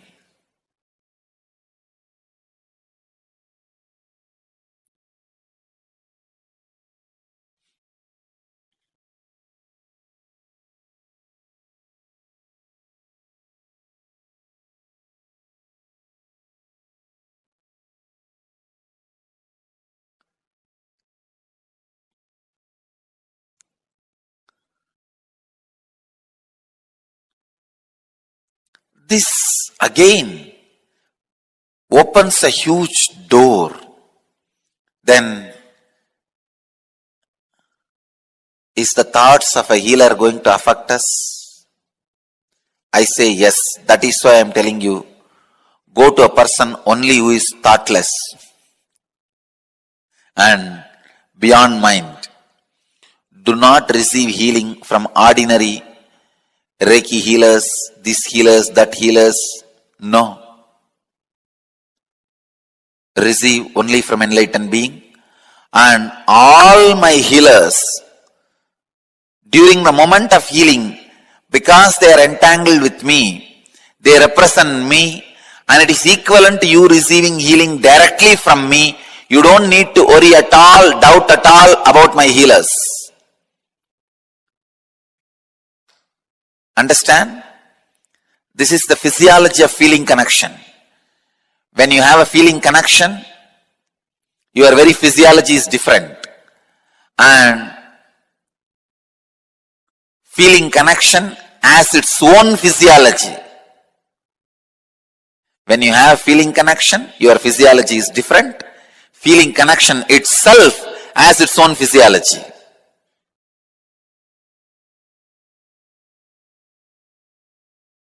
Please understand, the truth as it is, I am sharing with you the secret of healing, the essence of healing.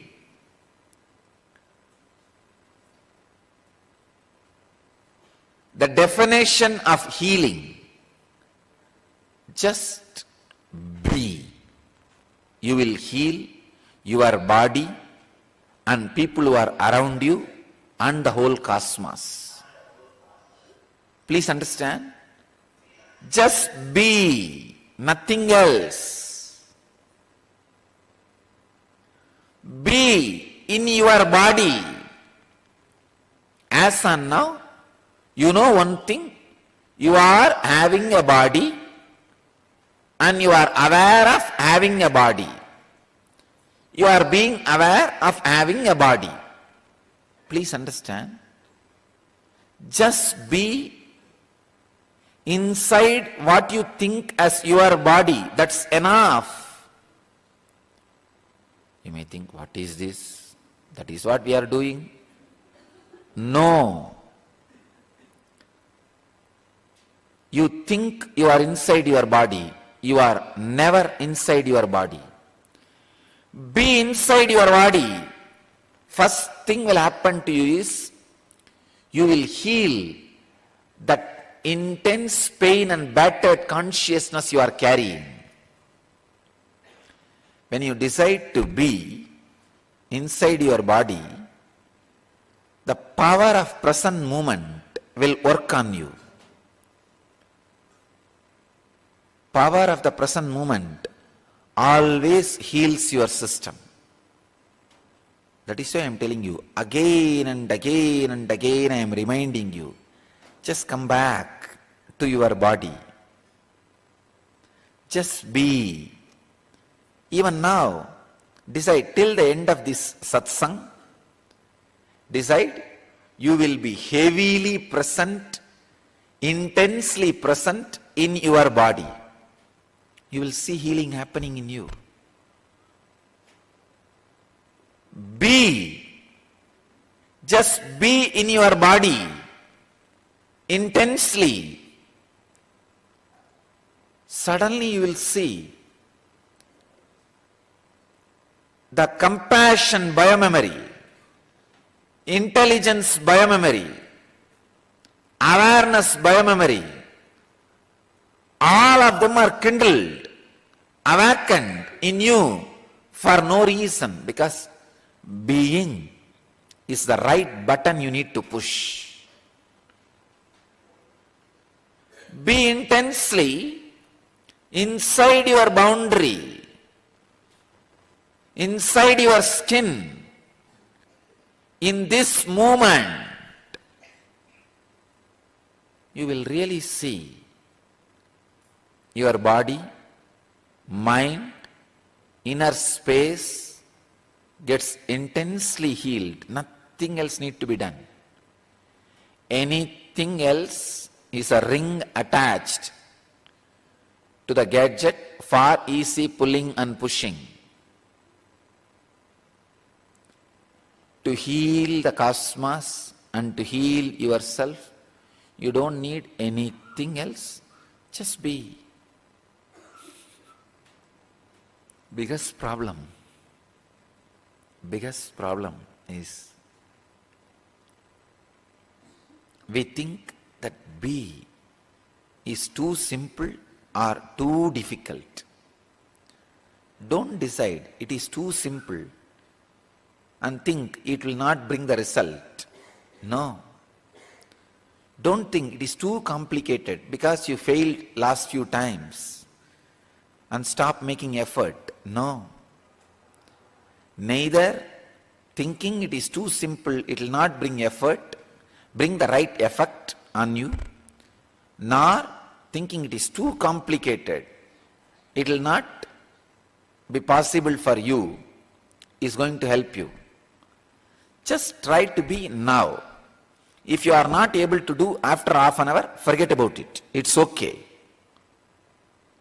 Now, for the next half an hour, all of you have decided to be around me. Decide just to spend this time, be.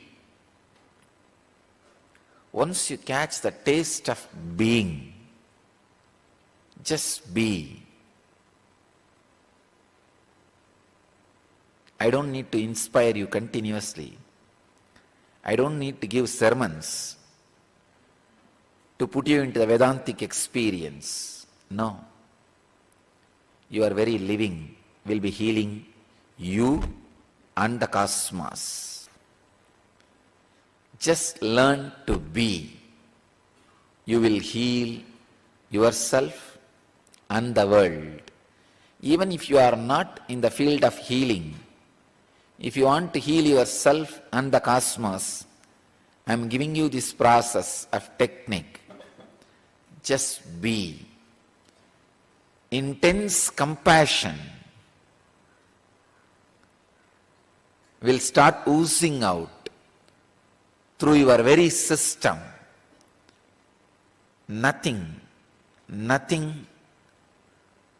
can help you and the world like the intense compassion I can say, intense compassion which oozes out when you are just in being is the Sarvaroga Nivarani, cure for all diseases in the world.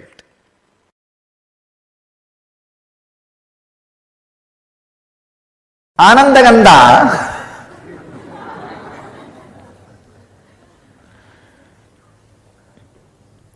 the science delivered to planet Earth only when incarnations land in planet Earth.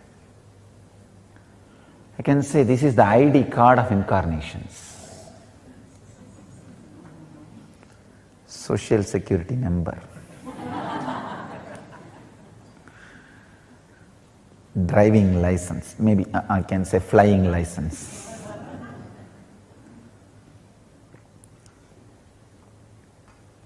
That is why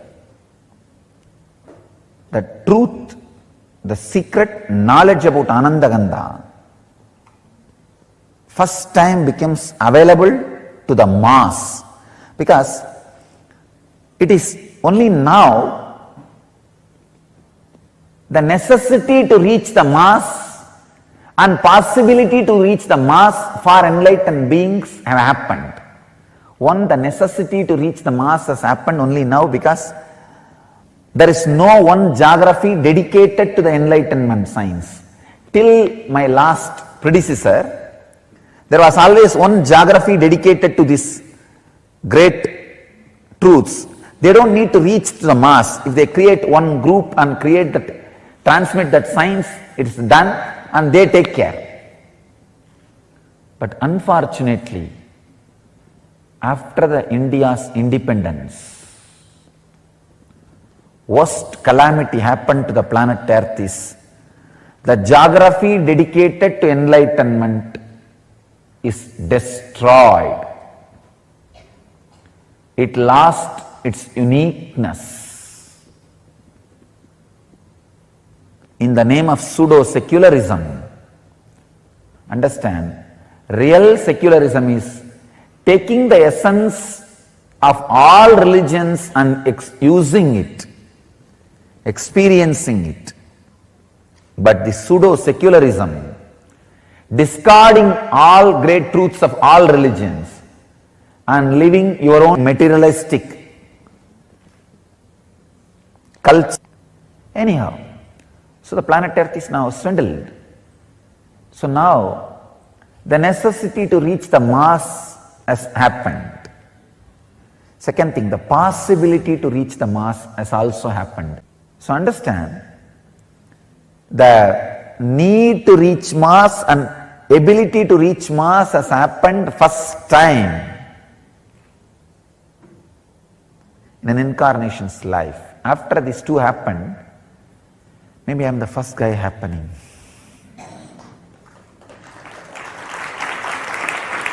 So,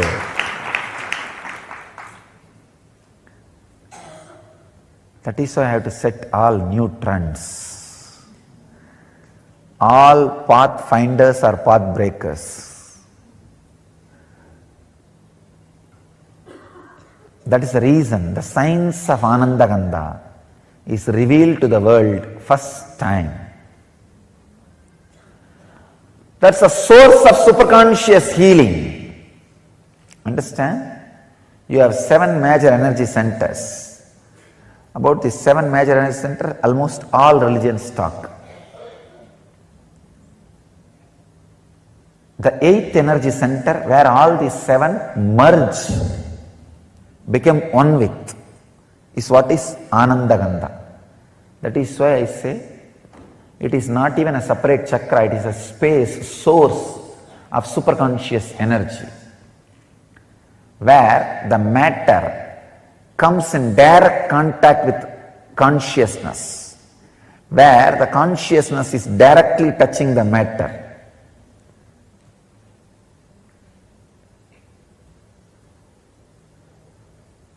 It is the experience where the consciousness has samyoga into matter, where matter has samyoga with consciousness. when you relax into that space, consciousness fills matter. So naturally, the superconscious healing happens. It is the highest happening which can happen to matter, not just physical healing or mental healing, radiating pure consciousness. Understand? My advent has happened to give a breakthrough for human consciousness, to bring new consciousness, new age man. New man who does not age.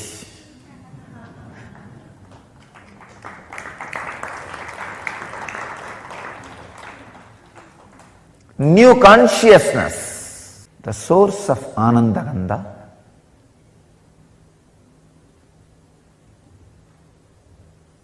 which is source of spiritual superconscious healing, is the ultimate science towards enlightenment, not just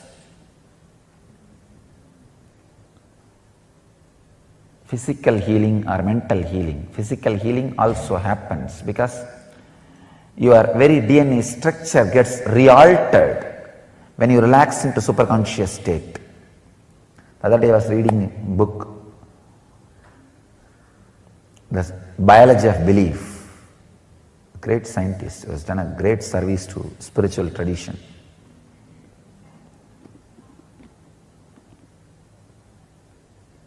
His researches really prove even the very DNA structure can be changed if your consciousness infiltrates the matter. Anandagandha chakra is the door where consciousness can infiltrate matter, where it can fill you.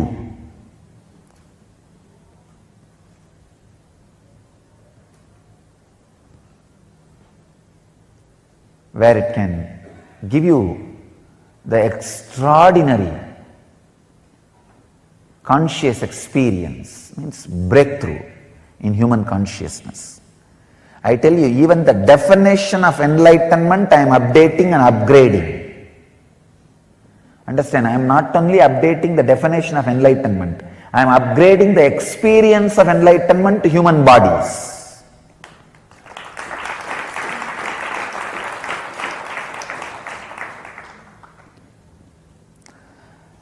The possibility, the highest possibility which can be experienced in human body, even that highest possibility is being raised. That is why I am saying, I am upgrading the highest conscious happening on the human body. I am breaking the very consciousness on which they are standing. I am giving a breakthrough to the whole human consciousness.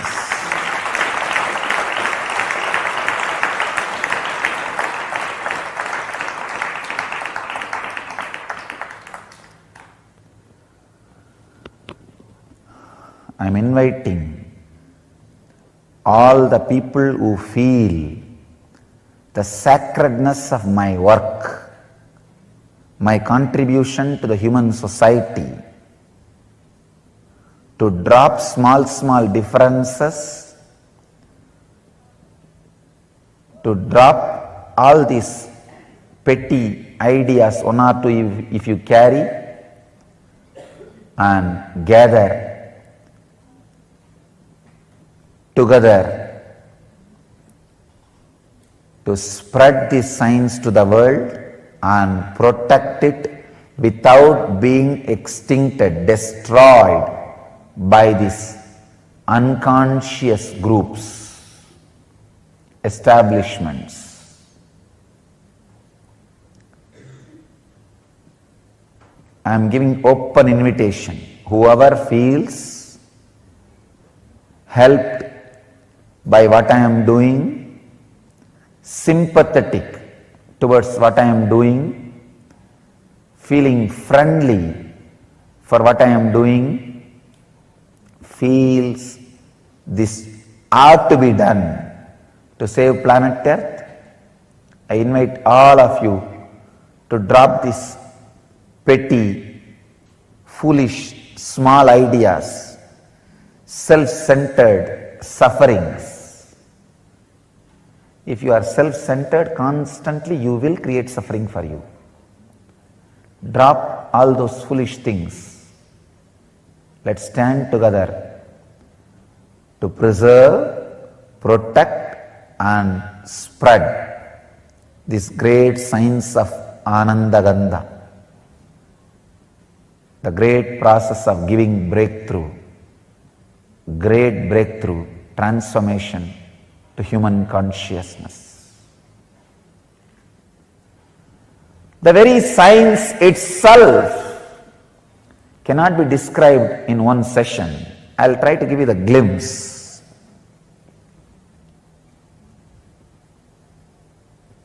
The higher you move in your chakras, the more subtle you become. The subtlest possible chakra is Anandagandha chakra, where you are no more ordinary human and just disappeared into the extraordinary superconsciousness.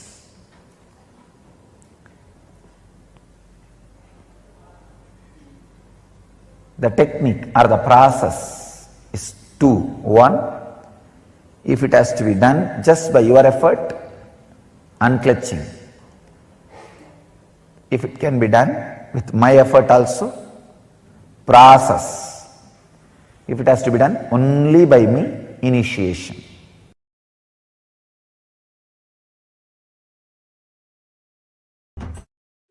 This is the bamboo stick for healers to heal others. This stick has a big story.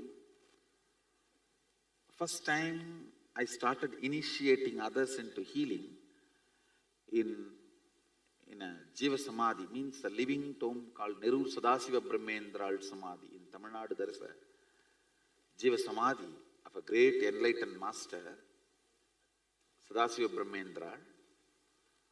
I went to his Samadhi after I realized my Sadashivatva to have his darshan. He himself appeared and gave the Dhruva grass and said, with this start initiating anybody, they will all be able to heal. He gave me that science and Dhruva grass. And I brought the Dhruva grass and put it on in our ashram, the bamboo grove. The bamboo grove was dead at that time. I put the Dhruva grass, whole thing came back to life, and the bamboo came back to life. From that bamboo, you are all given a stick. So, it represents the energy of Sadashiva Brahmendral's Dhruva grass. So, with this, if you touch anybody, they will be healed.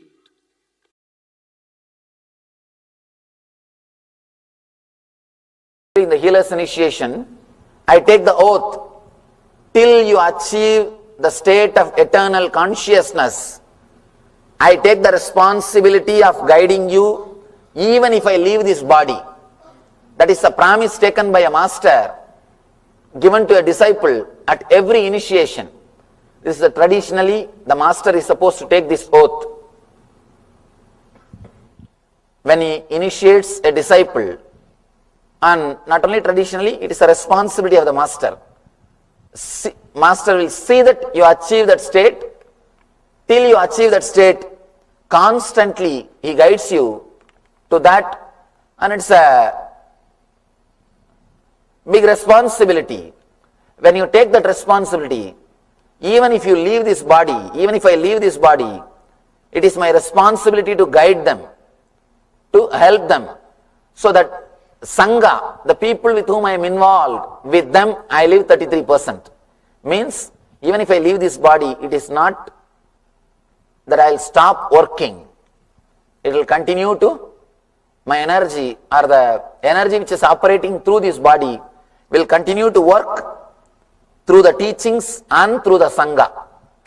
You may just miss the physical presence, but you will not miss the being.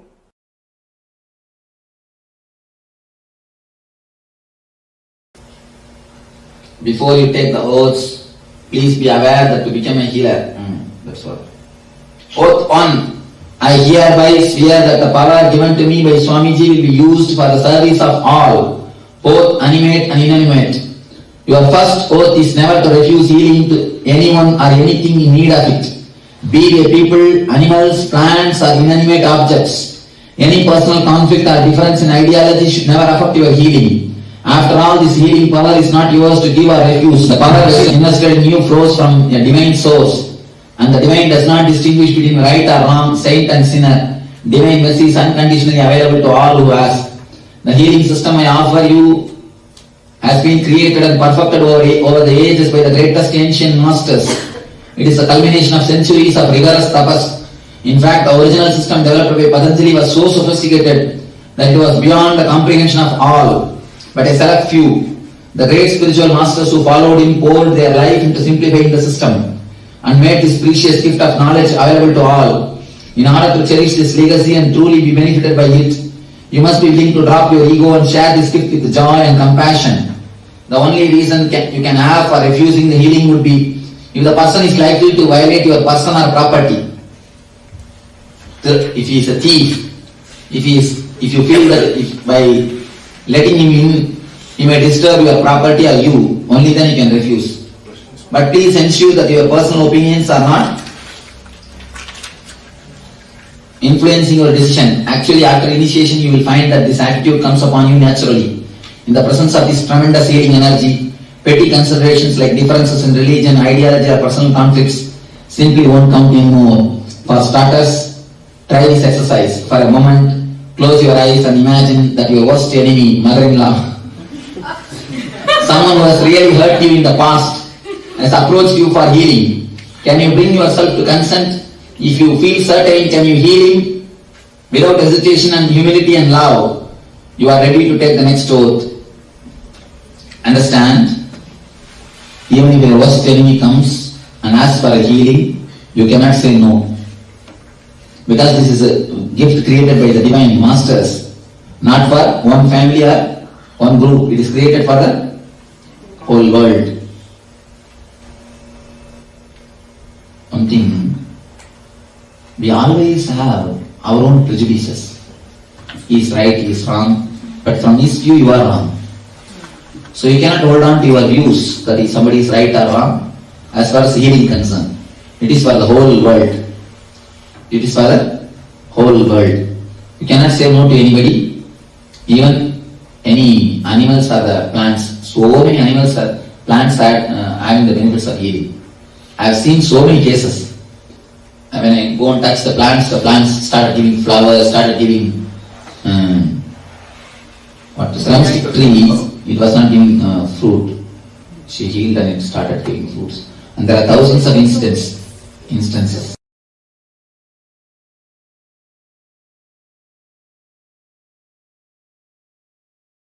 Everything can be healed. It's a love energy, it's an energy, it can work miraculous. You know one thing, plants and animals get healed quickly because they don't have intellect. If you see my biography pictures, you will see one cat sitting on my lap. That cat was healed. If you see that person is not having resistance, you can go and tell nothing wrong. Better you tell nothing wrong, perfectly. Don't think that you are spreading yourself. You will never have that problem. Carry on. One more thing, there are many people, they heal only their family people, not everybody. Don't do that. Serve everybody. If you heal others, only then you will be able to heal your family people. You see, understand few things that nothing you will carry.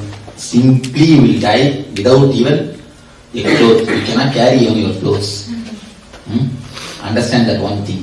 When you die, nothing can be taken with you. So why to have, after all few days, it is nothing but few days you are living here. Why to carry unnecessarily so much of grumbling and grudge against people? And here we are going to die, and she is also going to die, they are also going to die. Nobody is going to live. As long as you live in a joyful, ecstatic way. If they want to rule, let them have their rules and let them have their regulation.